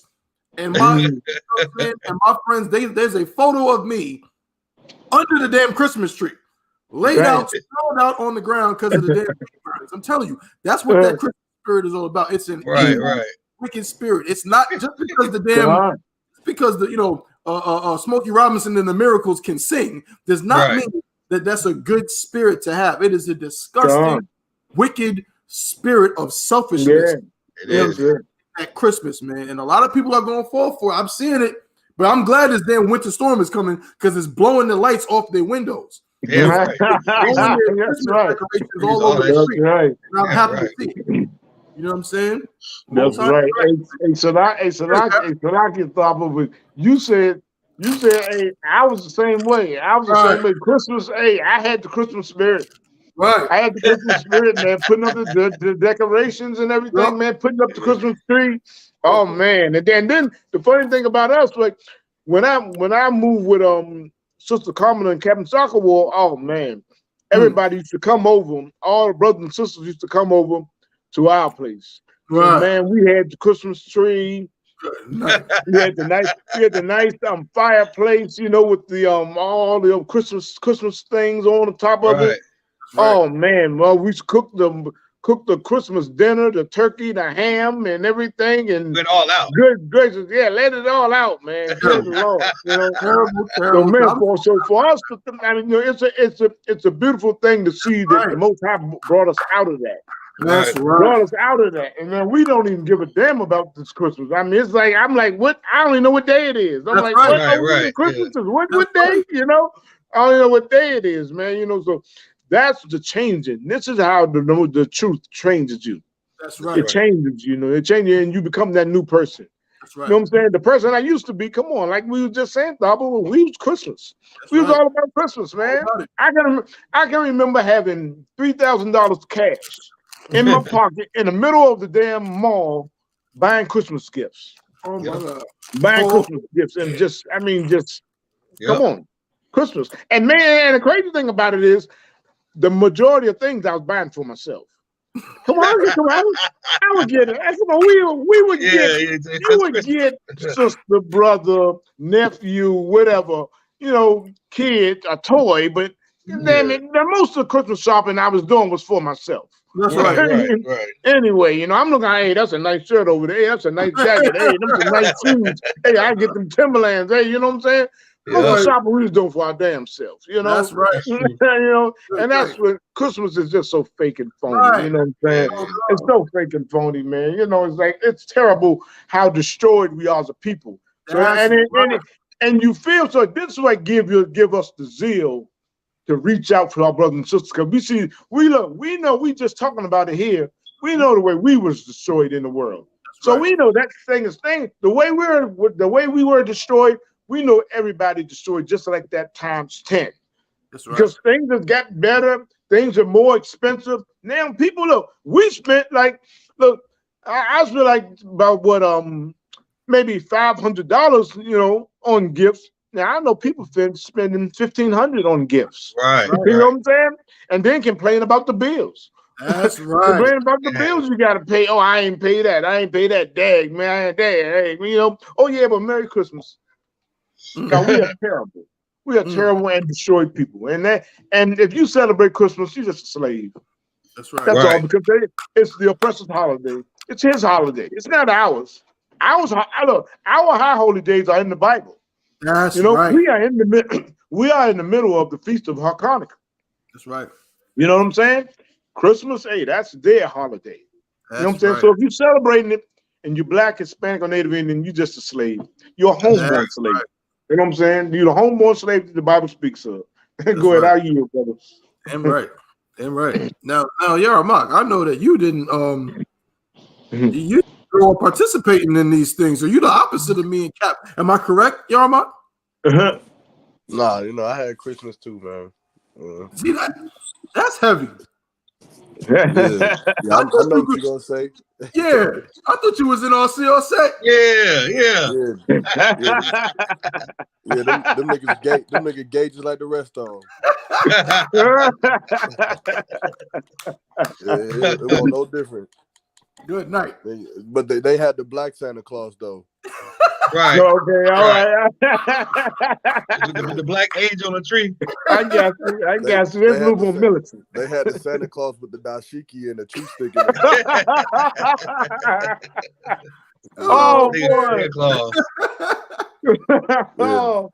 Niggas had vegan dinners and feasts. Man. And y'all had to leave out a plate for one of the ancestors, right? Yeah, for the reindeer. I guess I don't know who the hell was Dang. Come on, man. Yeah, you know, my mom's always had a very heavy Christmas demon on her. Oh, damn. And you know, my family full of witches, you understand? Like they got that witchcraft with that women rulership. Oh, That's what right, my right. family into. You feel me? So they just force everybody to come celebrate Christmas and all that. But man, but back to the topic though, especially with those men who doing that Black Christmas, whatever. Man, all that's gay, man. I'm gonna keep it real short. That's all right. of it's gay. You look gay. I in some way I know you gotta feel like you doing a gay act with that Santa Claus suit on, and it's just it's not manly, it's not masculine at all. I ain't even got too much. It's gay, man. If there's anybody listening to this that's not gay, just come to the I.S.U.P.K. Right. You ain't gotta put on the Santa Claus suit. You understand? That's right. You know, That's right. That's pretty much all I got with that. Well, crazy. Hey, I'm gonna back off that because I want to get your opinion on this, y'all, Mike, if you heard about it. But it's interesting that you say that because going back to me and Cap talking about being into the Christmas was real heavy. You know what I mean? And again, I don't try to in any ways debase or go against my father. You know what I'm saying? I was a black child, you know what I'm saying, who was lucky enough. I said lucky, but the Lord saw fit to have me raised by my father, you know what I'm saying, in my home. A lot of young black kids, almost every kid I went to school with, elementary school with, either never met their fathers or, only knew them on a very limited basis. I was one of the few kids in my elementary school that my father came to pick me up from school every day. You know what I mean? And that's a Tawab thing. But at the same time, I got to say, I love my father, but my father was an Israelite. He went to I.S.U.P.K classes at 1 West 125th Street. Everybody that knows me in the school knows that about me. Or most brothers do. And my father was literally a student in 1 West 125th Street. Went to the classes. Probably started going there around 1991 or 92, somewhere around there. But because he wasn't the scripture that says, if they were with us, they surely would have stayed with us. But because he wasn't in the school, and that's why it's a difference between being a student and being with us. That's why we say to brothers that come in, like, yeah, you can be a student. You can sit down in class and learn all day long and wear whatever the hell you want to wear. But if you want to be with us, if you want to demonstrate to us that you're trying to be a part of this brotherhood, then you got to do what? Put on all black. All, you know what I'm saying? Black boots, shirt, pants, headband, and scarf. You know what I'm saying? Do your 90 days. Get your Hebrew name. Become a trooper. Come to camp. You know what I'm saying? And that's the difference. And because my father never did that, guess what? He didn't have the strength that was necessary to fight against the thing that Yarmak was saying. The pressure from my mother, from my grandma, celebrate Christmas. That's why even I knew Revelations 1 and 13 when I was 5. You know what I'm saying? That's not me in any way trying to big myself up like I'm better. None of that. What I'm saying is I knew that, but guess what? After I told people about that scripture, I went home and opened Christmas gifts. Right. I went home and had birthday cake. You know what I mean? Because you can't halfway do this. As Mobb Deep said, ain't no such thing as halfway crooks. Right. Ain't no such thing as halfway Israelites. You cannot be at home by yourself, being an individualite. You're not keeping God's laws, man. That's it. What you're gonna do is you're gonna say I'm an Israelite, and then as soon as your mother says, "Hey, I made you a plate for Thanksgiving," you don't gotta say, "You can have some of this." You're gonna say, "Well, I'll take it." You know, I'm not sitting down though. I ain't praying with y'all, but the food is lawful. Ain't nothing lawful about stuffing. Nah, nigga, you wicked as hell, bro. You participating in those actions. That's the same thing that brothers do. So I implore, as Yarmak said, it's all very gay. Every day in the I.S.U.P.K, I realize just how gay the world is. The world is very gay.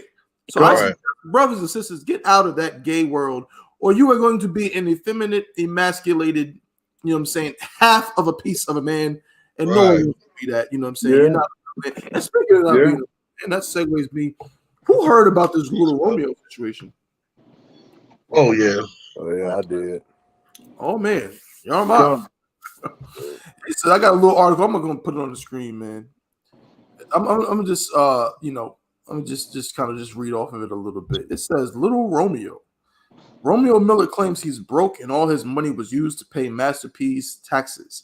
Romeo Miller is claiming he is currently broke and that all of his money from his music career was used to pay his father Master P's taxes. The No Limit Records founder has now responded. On Sunday, December 18th, Romeo, who now goes by his government name, Romeo Miller, hit up Instagram with a post regarding his mental health. Jesus. In it, he called out his father, Master P, for a myriad of things, sparking up a lengthy public back and forth between the two on social media. Romeo revealed many personal feelings he holds towards Master P as it pertains to their behind-the-scenes family life, as well as his current financial situation. In the form of a poem titled The Tree of Trauma, Romeo aired out his grievances toward the media, claimed that his mother and his siblings have suffered as a result of the limelight, and placed the primary blame on his father, Master P. Here's a quote. "How if I really speak my truth, my family will crumble," wrote the record exec's son. "That's like telling a boxer he has no right to rumble. Imagine telling a butterfly she has no right to fly. Then that butterfly has died before she has even started." Yarmak, are you like in tune with what this is happening here at all? Yeah, Khan, you know, me and I-Rock was talking about it. Oh man, put us on, please. What's happening here? He's writing poetry to his father. Right. He talking about butterflies flying and dying. It looks very like we just said. It looks very gay, but maybe you know something we don't. It is, man. I mean, this is gay. It's kind of like with Snoop Dogg. I think it was Master P and Snoop Dogg who was talking, who said that it seemed like they was very, very blessed, but they was cursed through their children, through their sons, because it seemed like all of their sons hate their fathers. Wow. They're rich, and so you know, Romeo is you know, being hateful towards his father because he feels like his father, you know, his sister had recently died. And when the sister died, Master P didn't make any post about it. But then some street cat died, and Master P made a post about it. And with Master P, you know, Romeo went out into the public and made all these statements, and Master P responded saying, you know, son, you could have came to me and talked to me about that, but you don't know what the deal is. Like you feeling the pain because you lost a sister. But nigga, I lost a daughter. That's right. You don't know what that feel like, you know. And he dealing with it the best way that he can. And I feel like to resent your father for things like, and I see it a lot. I see it a lot with some of my brothers. Wow. You know, just the things that they say, the things that they do because of things that happened in the past. Oh, and it really all comes down to, like I said before, it's very gay. I think it's very gay to resent your father after nigga. You went and had an education and played basketball at UCLA. You was on Nickelodeon at 10, 12 years old. You got music that you still have royalties paying you for, and you resent your father? Like, grow some balls, man. Like, that's right. That's right. When he gave you life, man. Like, there's some fathers out here who allow for their children to be aborted. But you got a dad that helped you, man, that made you, you know, who you are. We even know we talking about you now because of your father. Right. You gonna say that you resent him, man? It's very gay, man, and you shouldn't allow being broke or whatever circumstances that you're in to interfere with your integrity or your morality as a man. That's you right. Understand? And I just think that, you know, Romeo need to shut his mouth. You know, because he don't know what Master P going through. He don't know what his father going through. And if anything, he should have went to his father alone and spoke to him like a man supposed to. That's you right. Understand? And he would have told him, man, I don't know how to deal with my daughter. And I can imagine, because I got a daughter. I don't know if I even feel comfortable coming out and telling the world that I just lost my daughter. I feel like I failed as a father. I can't even keep my daughter alive. Like, I can see what that could do to a man. Right. So, you know, that's terrible for Romeo, man. That's donkey of the day. You understand? Like, he need to check himself and grow the hell up, man, and get on his ball and get on his game, man, and do something else. But you know, I yield, man. But that was just all of that was gay to me. That's right. Gone. Cap, we're taught in the I.S.U.P.K. I mean, you got brothers in here, you know what I'm saying, who didn't have the best relationship with their fathers. Gone. But from what I remember, what I've always been taught in here is that we should forgive our fathers. Whatever. That's right. Because a lot of times, First off, we don't know the whole story. A lot of our mothers, but unbeknownst to us, was dragons.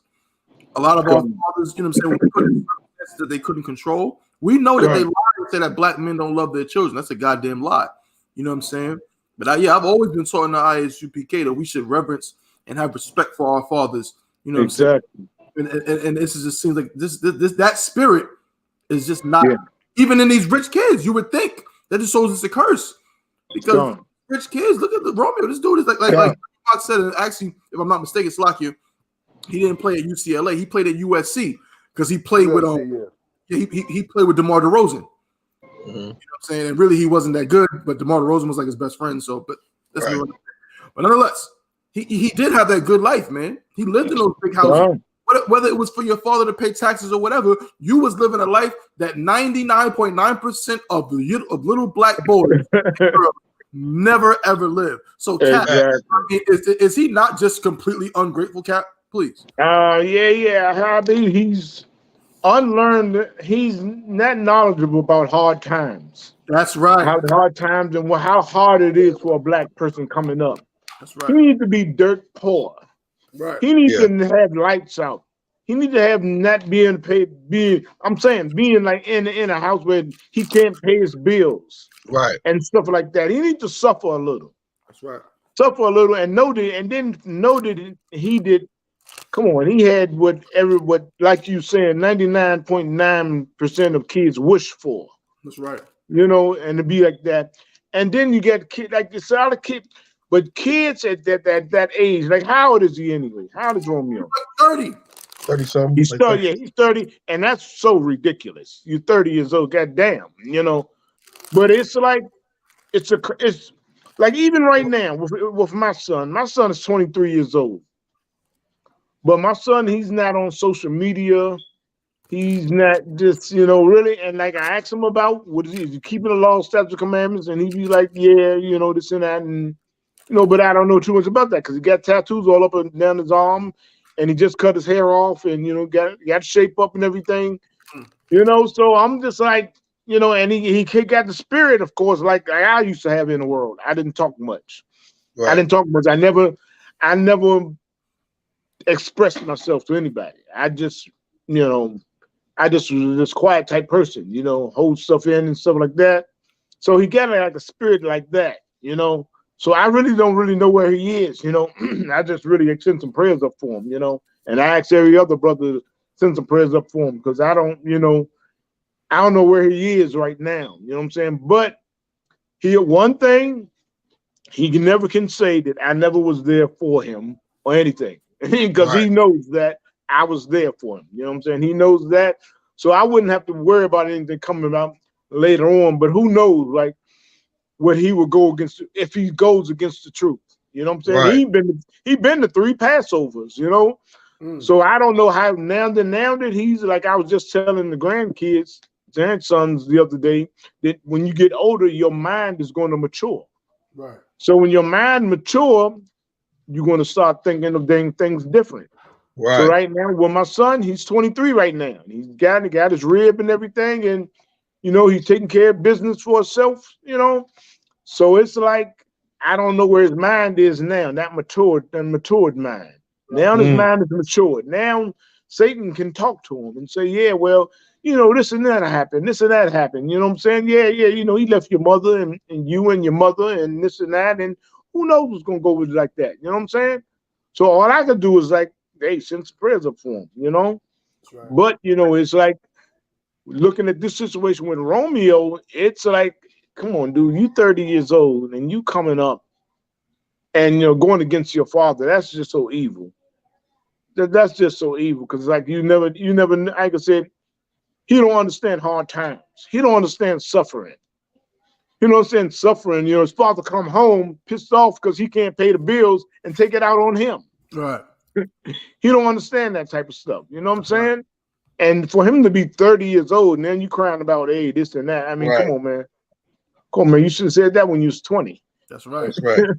The hell you saying it for 30, right now. You know what I'm saying? It's like, but hey, that's why everybody got to be in the truth. Right. The I.S.U.P.K. Under Commander General YAHANNA, I don't give a damn if you got $1 zillion. That's right. Your life is going to be effed up. It's going to be something like that. Like Master P, like I said, good brother. You know what I'm saying? But he ain't in the truth. Right. He probably thought he like did righteous moves, and he does care about his community. He care about people. He care about brothers and sisters, but he ain't in the truth. That's right. He still celebrate Christmas. That's right. He still celebrate Thanksgiving. You know what I'm saying? The Lord ain't with you. Right. The Lord ain't with you. That's why he'll bring your son against you. He'll bring you. Satan got. I'm saying Satan. I'm saying Satan he's obedient to the Most High. Right. So Satan, Satan got free will to fuck your brain up, to fuck your life up. That's right. He got free will to do it. So you ain't in the world. You ain't trying to keep the law, statutes, and commandments. You having Christmas. You have a Merry Christmas and everything. Satan is going to kick your butt. That's right. You know, and that's the sad part about that whole situation. You know what I'm saying? Any black man with $1 million, billions of dollars, you know what I'm saying? That's the sad part about it. But they don't realize you sinning against the Most High. That's right. You know what I'm saying? You sinning against the Most High. So when you sin against the Most High, no matter how much money you got, come on, you're gonna die. You're gonna die like a crackhead, like Whitney Houston, like Prince, like Michael Jackson. Look at all the billions they had. Look at the money they had. Look at the stardom, the fame they had, and they still died like any little pookie, you know, on drugs. You know what I'm saying? Right. They still died like that. That's right. You know what I'm saying? So with that, you know, this Master Peace problem, it could be fixed through the Most High in the truth. Right. In the truth. That's all. That's all. It can't be fixed no matter. I mean, come on. It can't be fixed no other way. You know what I'm saying? Christ is saying in the Bible that you're going to have variance against your father. That's a son is going to right. have variance against his father. He's going to conflict with his father. That's happening right now. It's happening right now. So all you black stars that's out there, you making money, you doing the thing, you think life is going to be wonderful for you. And at these times, what we going through these times right now, hey, Christ is getting ready to come back. That's right. I know it feels. I know it's hard to believe because we've been in Christianity, and saying Christ is coming back is saying Santa Claus is coming to town. He's going to park his sled on the damn roof and come down the chimney. I know when we say that Christ is coming back, it's like that to you. But hey, this is real. We live a real life. We got a real power in the Bible. Yahweh. That's you know what I'm saying? The Holy Bible is our Constitution. Right. You know what I'm saying? So all you black people out there, when you got all your monies, you got all, you know what I'm saying? And you think you're going to be celebrating these holidays and be merry and it's going to be all happy? No. The Lord is coming. Hey, the Lord is going to punish Israel, the wicked of Israel. You know what I'm saying? That's right. We pray that all Israel can be saved, but damn, some of us are so damn wicked and go against the Most High and be so lax in doing it. Be so lax in doing it. All you brothers and sisters out there that's watching this show, you probably watch the show and still going to the mall and buy presents. That's right. You probably watch this show and still be cutting the ham and the turkey on Christmas. You probably listen to all this show and you still do it. This is why Christ is going to destroy you. That's right. This is why Christ is going to destroy you. Hey, he said, he said, bring hither. The ones didn't want him to rule because what? Christ ain't coming to rule for Christmas. He ain't gonna come and sit on the throne of David and have a big Christmas tree in the background. That's right. Right. You celebrate Christmas when Christ is, he's gonna chop your head off. Damn right. You know what I'm saying? And if you that evil, you're not even gonna make it on the chariots anyway. You know, you're not gonna make it on the chariots anyway. You're not gonna make it into the wilderness. You know what I'm saying? You're not gonna make it anywhere. You know, Christ is gonna kill you when he's gonna kill all the rest of these heathens. That's right. You know? But this stuff is you know what I'm saying? With this stuff, you're gonna see more. You're gonna see more of stars, black, Hispanic, and Native Indian stars, people who are well known. You're gonna see their kids turning on them. That's right. You know why? Because it's prophesied in the Bible. That's right. Prophesied in the Bible that it's gonna happen. You think this is a joke? We bring out we prophesy out this Bible, our Constitution.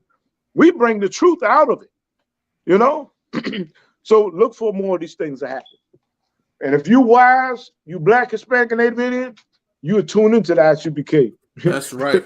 You'll pay your tithes. You know what I'm saying? You go to the I.S.U.P.K in your city and you say, where do I sign up? That's right. Where do I start being righteous unto the Most High? You know what I'm saying? Because you want to celebrate Christmas, this might be your last Christmas. That's right. Before the Lord come and take you. That's right. You got to do it all over again. Con. Go ahead, brother. I yield. Damn right. Most High in Christ. The water for that other one. Excellent point. Hey, Kawal. You know what I'm saying, bro? I mean, this Romeo situation here. You know now I can say now, you know what I'm saying, me being the newest member of the the I.S.U.P.K father team. Right. You know what I mean? Now being a father, but I got a long way to go, you know what I'm saying? I haven't experienced Hey, you know Most High in Christ. The water. I haven't experienced, like them coming up through, being an infant into, being like a little toddler and then, going into high school. I haven't got there yet. You know what I'm saying? Lord willing, you know what I'm saying? That's exactly what I'll experience. But now you, Kawal, being a father, you know what I'm saying? How when you see something like this, you know what I mean? Is the same thing? Is it like do you just see Officer Yanazar? I'm not gonna put it up on the screen, but Officer Yanazar said he's acting like an ungrateful B word. You know what I'm saying? Right. Yeah, I mean, is that fair to say, Kawal? It's extremely fair to say. However, I'm more of an empath. I like to look at both sides of the situation. Right. Who's right and who's wrong? Now, I was a big No Limit fan, so I'm kind of biased. Yeah, I was a No Limit take dog. I had to, Master P came out with an album every week, man. We was lined up to get it. Right. Man, you in the store waiting for Fiend to come out, Mia X to come out, Matt to come out. You know what I'm saying? Like Soulja Slim, all these he had artists every week, and he was always dropping an album. But make a long story short, like I'm a big Master P fan. Always been a fan of his music, being in the South. But however, Romeo has a lot of hurt, and he doesn't have good conflict resolution. Number one, he's a Christian. He gets counseled by Christian pastors. He gets counseled by Christian leaders and Christian rappers. He also goes to Christian church. He posts a lot of Christian New King James Version and Gideon Version Bible quotes and all this stuff. And he's doing what Christianity teaches him to do, and it's to be feminine, be extremely feminine. He tended to take a liking towards his mother. His mother had Master P's wife Sonia. He raps about Sonia all the time. She had a drug problem. And mainly it was because of Master P and his cocaine thing. Master P came up talking about Mr. Ice Cream Man and cocaine and all that in the early 90s. She experimented with cocaine, listened to some Master P music, and all that good stuff. And she got hooked on it, and she battled with drug addiction throughout her life in front of her kids.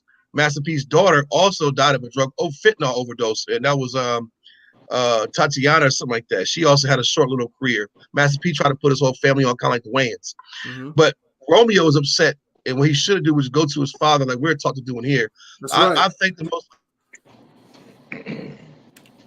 Christ for Commander YAHANNA is true because it taught me how to be a man and get rid of those feminine qualities that you didn't have, that you didn't even know you had, as far as wanting to blast and out somebody. Go take the social media and tell everybody how you feel. That's how women think. They don't think critically, don't think logically. And most of them lack conflict resolution skills. To the point where if I had a problem with my father, I'm gonna go to my father. I'm gonna keep family business in-house. I'm not gonna blast him to the world because Master P grew up really effed up and poor. Romeo, he provided a life so Romeo didn't have to taste or feel that. So Romeo is I want to recoup my money. You didn't pay me this. You pay everybody else. His gripes sound like something that a simple counsel could handle. Right. A simple counsel of the I.S.U.P.K can handle their issues. That's why the work we do is so great, because it alleviates the problem of us having to take to social media and our people go to the white man's court and try to figure that out. You honor your father, man. Now I answer your point as far as being a father. Like kind of like 50 Cent, his son going at him. You got T.I.'s son, going to his dad. You got all these little spoiled bastards, and my house is real simple. It's damn near like ancient. You gay? You're not my son. You go out here and want to live like a damn bastard heathen? You're not my son. Right. That's how it is. Why? Because we all serve the Most High God. He gave you to me. You know what I'm saying? Like the Most High God, He gave you to me. And it's my job to make sure you don't go out here and do these things. When you want to go against what I've taught you and go against the Most High God, then you're on your own. Would I like you to come back? Yeah, but my children are going to have to seek me out. I'm not chasing my children down like that. Hell no. I raised you a certain way. is. You know what I mean? And a lot of these kids will say goddamn mother. Their mother done poison their ears. That's Now right. the parties of their goddamn mama. Well, your daddy, he had this girl in here, and all it really is your dad was boning some chick look better than her, and she can't let it go. Or he broke. He didn't buy you this. He didn't buy you that. He'd rather spend money with Crystal going out to eat while you need to shoot. It's always something simple. Right. And it's like, and it poisons the kid's head. And if he's feeling like his mom, he's going to take on the qualities of his mother, which is a demon, and he's going to start hating you because of it. Well, I just free myself from that. I teach my son and my daughter, hey, this is the rules. This is what we do in this house. This is what the Most High God have us to do. That's how we live. You want to leave outside of that, then you're not. Ain't that how the Most High God work with us? Aren't we Israelites, but we were called Gentiles? That's right. They cut us off. Well, that's what. Hey, but there's a way you can come back in. That's right. But you have to show that. But you cut the hell off. That's right. And I freed myself of that responsibility a while ago. I love my children, but goddamn it, it is what it is. That's right. You know what I'm saying? It is what it is. But Romeo's gonna learn the hard way, and he's gonna learn the hard way if he don't stop embarrassing his father. Because you don't think Master P feels bad about his wife being a drug addict. You don't think Master P feels bad about his daughter dying. You don't think Master P feels bad about his brothers getting locked up in prison and all the homeboys he got shot and killed at Callio projects. The projects, mind you, one of the worst projects in America at the time in the early 90s was damn near Chicago and New Orleans. You know what I'm saying? The Callio projects and the damn the other one Birdman and them from Malfamine. There's some terrible projects. That's right. And you want to sit here and tell me, nigga, you gonna complain Magnolia. Magnolia. Yeah, Magnolia. And all that. And you want to sit up here and complain about living in a mansion. Do y'all remember seeing Romeo's Cribs edition? Yeah, I do. On MTV Cribs, the nigga had a green S550. God. Like he had his own little house. God. Like, you know how bad I wanted the Benz at that time? I wanted the Benz so bad. I was like, this little nigga crazy. And he could, you know how many girls he had sex with just off his name alone? Facts. I don't feel sorry for that little nigga. Nobody does. Right. Bro, you still have access to your dad's wealth and fortune, and y'all have the name. You can do your own reality show, podcast. Get a podcast, nigga. You see everybody else doing it like he's crying nothing. He's a spoiled bastard, and hating your father is gonna make the Most High God hate you. That's right. That's right. That's so heavy. And y'all, Mark, I'm coming to you. You're gonna close it out. But that is so heavy what you said about, because I'm gonna read a little bit more of this article. It says, he continued, my mother was broken for years publicly, and still from the concrete she rose. If people really knew your truth, you'd be strong like mama too. Regardless of the damage, just look deep, because behind every great king, there was a queen that carried on his curses that was never seen. I've tried and tried behind the walls that hide, but maybe social media is the only way to open up this giant's eyes.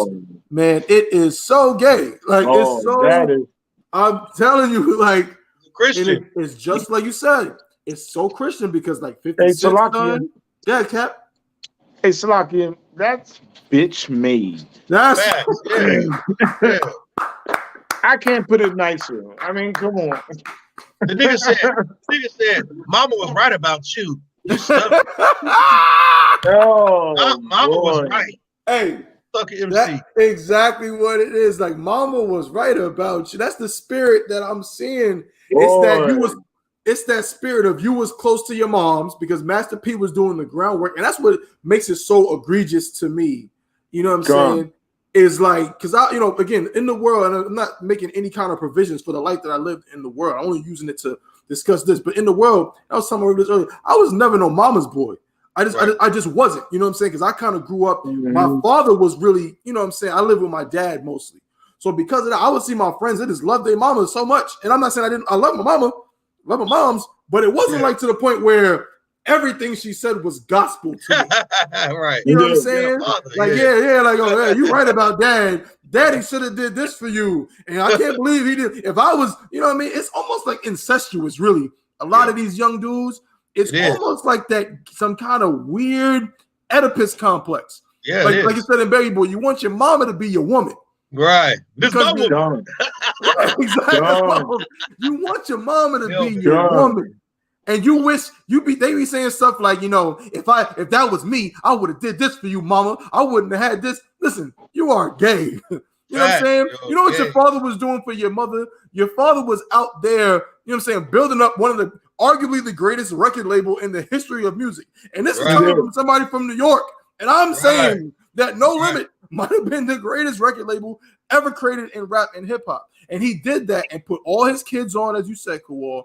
He created opportunities for them. Just that last name. When I hear the last name Miller, I think of Master P. I don't think of Reggie Miller. I think of Master P. I don't think of Reggie Miller. And also, Cheryl Miller. His brother got murdered.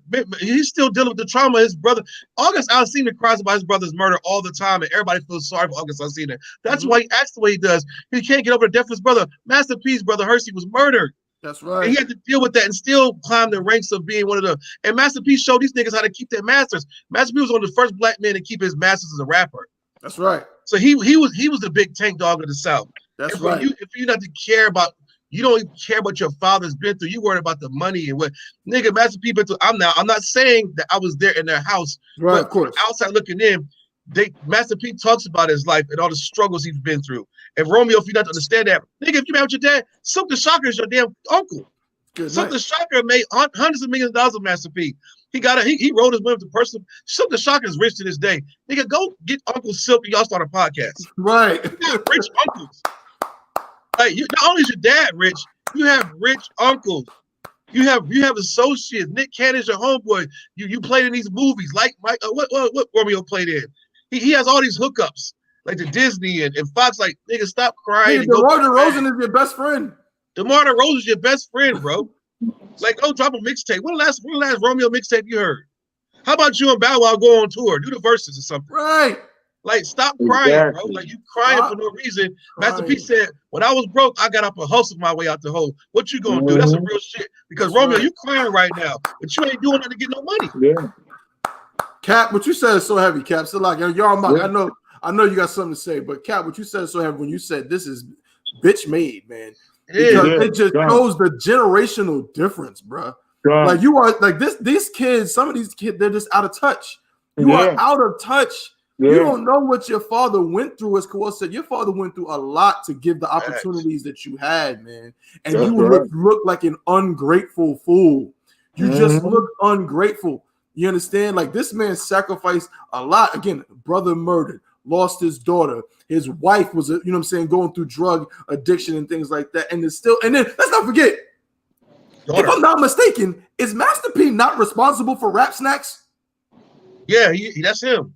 That's Master P's idea. And I remember when he first came out with it, people was like, man, what the hell? He gonna sell you know what I'm saying, damn chips with rappers on it? And now Rap Snacks is in every damn store. Yep. People really eat them joints. Yeah, you understand? The noodles are trash. The noodles are trash, but those snacks, the chips is good. but God, the water. But that's come on, man. Like you really looking crazy, man. This is just looking like completely out of touch to be a black kid and to say that my father is Master P and you crying about some little, you know what I mean, some money that he used to pay his taxes. Would you rather have him going into foreclosure? You idiot. Rather him go to foreclosure. Let's go into foreclosure. You're a fool. Yarmak, please help me understand. Why are we talking about this, Yarmak? Why is this a thing? I don't know, man, but you know, it's like even when it come to women, a lot of women would not be able to be married to great men. That's like they wouldn't be able to, you know, to stand heavy point and be the wife of Malcolm X. That's right. Stand and be the wife of King David. You understand? And a lot of children suffer the same thing because they follow after a woman. They want the dad to. I wish my dad was at home. Like I always thought about, you know, the fathers who was like, and Rock said something similar to me too. I think he said something to the lines of, you know, he had an opportunity to go play pros, but you know. And of course, he was Christian and he had a lot of Christian concepts. But because of that, he decided that the year I was born, he was getting tryouts to go play for the San Francisco 49ers or something like that. Mm-hmm. And that same year I was born. Mm-hmm. And he decided that, you know, because back then, you know, in the 90s, black fathers was like not there. There was no such thing as really having black fathers in the household, and he wanted to be, you know, a black father. So he stopped playing football. But now, being the truth, I would argue that maybe that wasn't the right decision. Right. Maybe you should have went and been great. You understand? And that same concept we taught in the UPK today. Like, you married to a priest, he may get a call tomorrow to drive to Alabama. Right. You don't get to be there for the birthday. I mean, not the birthday, but the for the children, for the children's party. He don't get to be there for the big dinner, the Sunday dinner that y'all have, or whatever y'all decide to do. I don't know. I don't do that in my house like that. But you understand, like, you as a great man, you have a lot of responsibilities, and that means that a lot of time is taken away. And I think that Romeo, you know, he just don't understand that, like, you got one of the greatest fathers in American history as far as the Negro community, man. Like, what are you talking about right now? That's right. Like, you know how many people would die to say that Master P is my dad? Like, even if I don't even know this nigga like that, like, yo, I know that nigga's great. Right. You know, even if my father was passed away, I don't know him, but I would. It's like you got cut off, bro.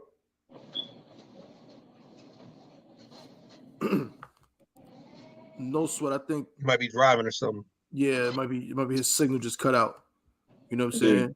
That's no sweat. He should be back in just a moment. But if I could, I'm gonna just piggyback on what he said. Cause that's what I wanted to say too before we go ahead and clip it, man. Like, you know, with these men growing up with their mothers, man, and it's like you can't be. And that always killed me too. That was always an interesting thing because everybody talks about you hear what they say about Nick Cannon, and how Nick Cannon has all these children with all these different women, right? Yeah. And in the social media, in the comments, all these women like, you can tell he not really raising these children.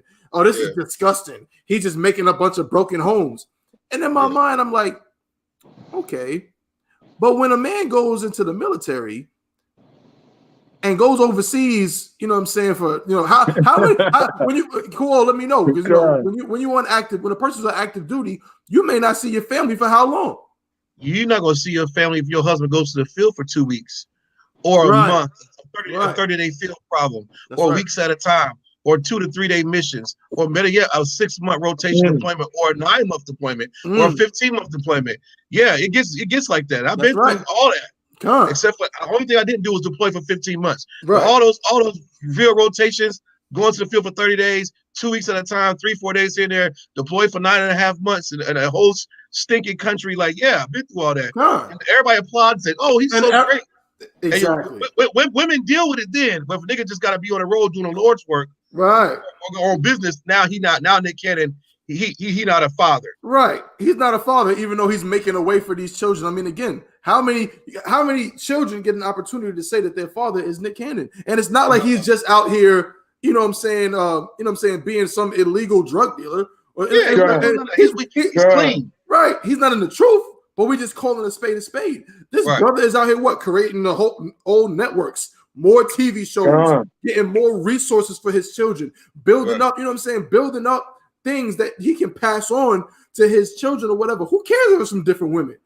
Obviously, it's just these women's insecurities showing themselves because they can't stand to see a man, you know what I'm saying, dealing with multiple women. But the reality is that's all it is. But the reality is that when a man is about his business, guess what? The kids may not see him every day. They may not see him all the time. Daddy's going to be away sometime. In the I.S.U.P.K, we understand that, man. You think these captains, these generals, these officers, like Yarmak said, at any moment we can get the call. At any moment we can get the call. Hey, be down here. I need you to go down here, go out of town for this. And it's happened. What Yarmak is saying is not some random event.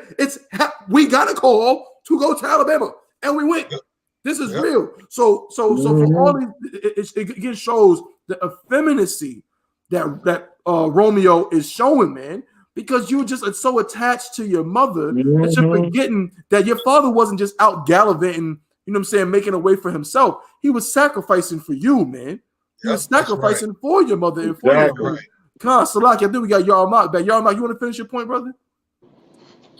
That was pretty much it, man. It's just, these niggas, these children nowadays, they couldn't be the brothers of Jesus Christ. That's right. Have Right. brain aneurysm. This nigga. You imagine Romeo knocking at the door for Christ to come over there, and Christ said, "Who was my mother and my father?" Right. That's He would have right. cried in the car. Commit suicide. Yep. Yep. God. But yeah, man. But it all becomes, man. We just got to have more strength as sons and as brothers to not allow things like this to tear us apart as a family, man. You know, Master P, did his thing, as far as in the world, music business or whatever. Just be confident in that you ain't gotta, drive a Honda Accord like the rest of us. Right. You could go and get you the brand new Tesla that's coming out, and you can get a brand new Rolls Royce and a Lamborghini. So really, you should just be comfortable, nigga, and shut up. That's right. Damn right. Most High in Christ, man. Hey, look, another excellent episode of the Chain Breakers podcast, man. These topics, man, are very, very important for our people to understand the world that we're living in. To kind of we're breaking the chains, man, like the chains of effeminacy, the chains of the Christian church, all of these things that are presented to us as things that we should believe in. But when you peel back the layers, as these officers and these captains do so eloquently and so excellently, you'll begin to see, as Micah 2:10 says, that this whole world that we live in is a lie. And it is not our rest. It is not a place that we should find comfort in. We should find comfort in one place on earth. And that's the I.S.U.P.K under Command of General YAHANNA. That's right. The place where you can trust that your children will not be molested. That's the place where you can trust. You understand that a brother is not going to try to sleep with your wife. Where you can trust, these sisters and things like that. And that's the difference between this school and any other organization or whatever. That's why we're not affiliated with them. And for that, that's our time. I don't know if anybody, I'll just leave the floor. Does anybody have anything they want to bring out before we go ahead and clip it for being over the time? No, one more thing that people, is like, I enjoyed the show, this heavy show, and we get, as Israel, we got to relax and spank and we really got to realize that, every day not promised to you. That's right. Every day not promised to you. You got to really, we don't do this just to be kicking it or having, we do this to wake up our nation. That's right. We do that, and that's our job. That's what we took an oath to come in this school and wake up our nation, stand for our people. And wherever we may be going wrong, we got to get you back on track or whatever. Right. You know what I'm saying?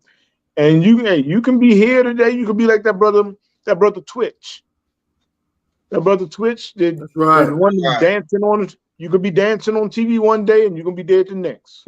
That's right. It could be over real fast, fast. In the next hour, the next minute. Right. Who knows? You know what I'm saying? You're sitting there. Don't take this truth for a joke. Don't take this something that is like you hearing it, it's the truth, but you're gonna go ahead and celebrate Christmas. You know what I'm saying?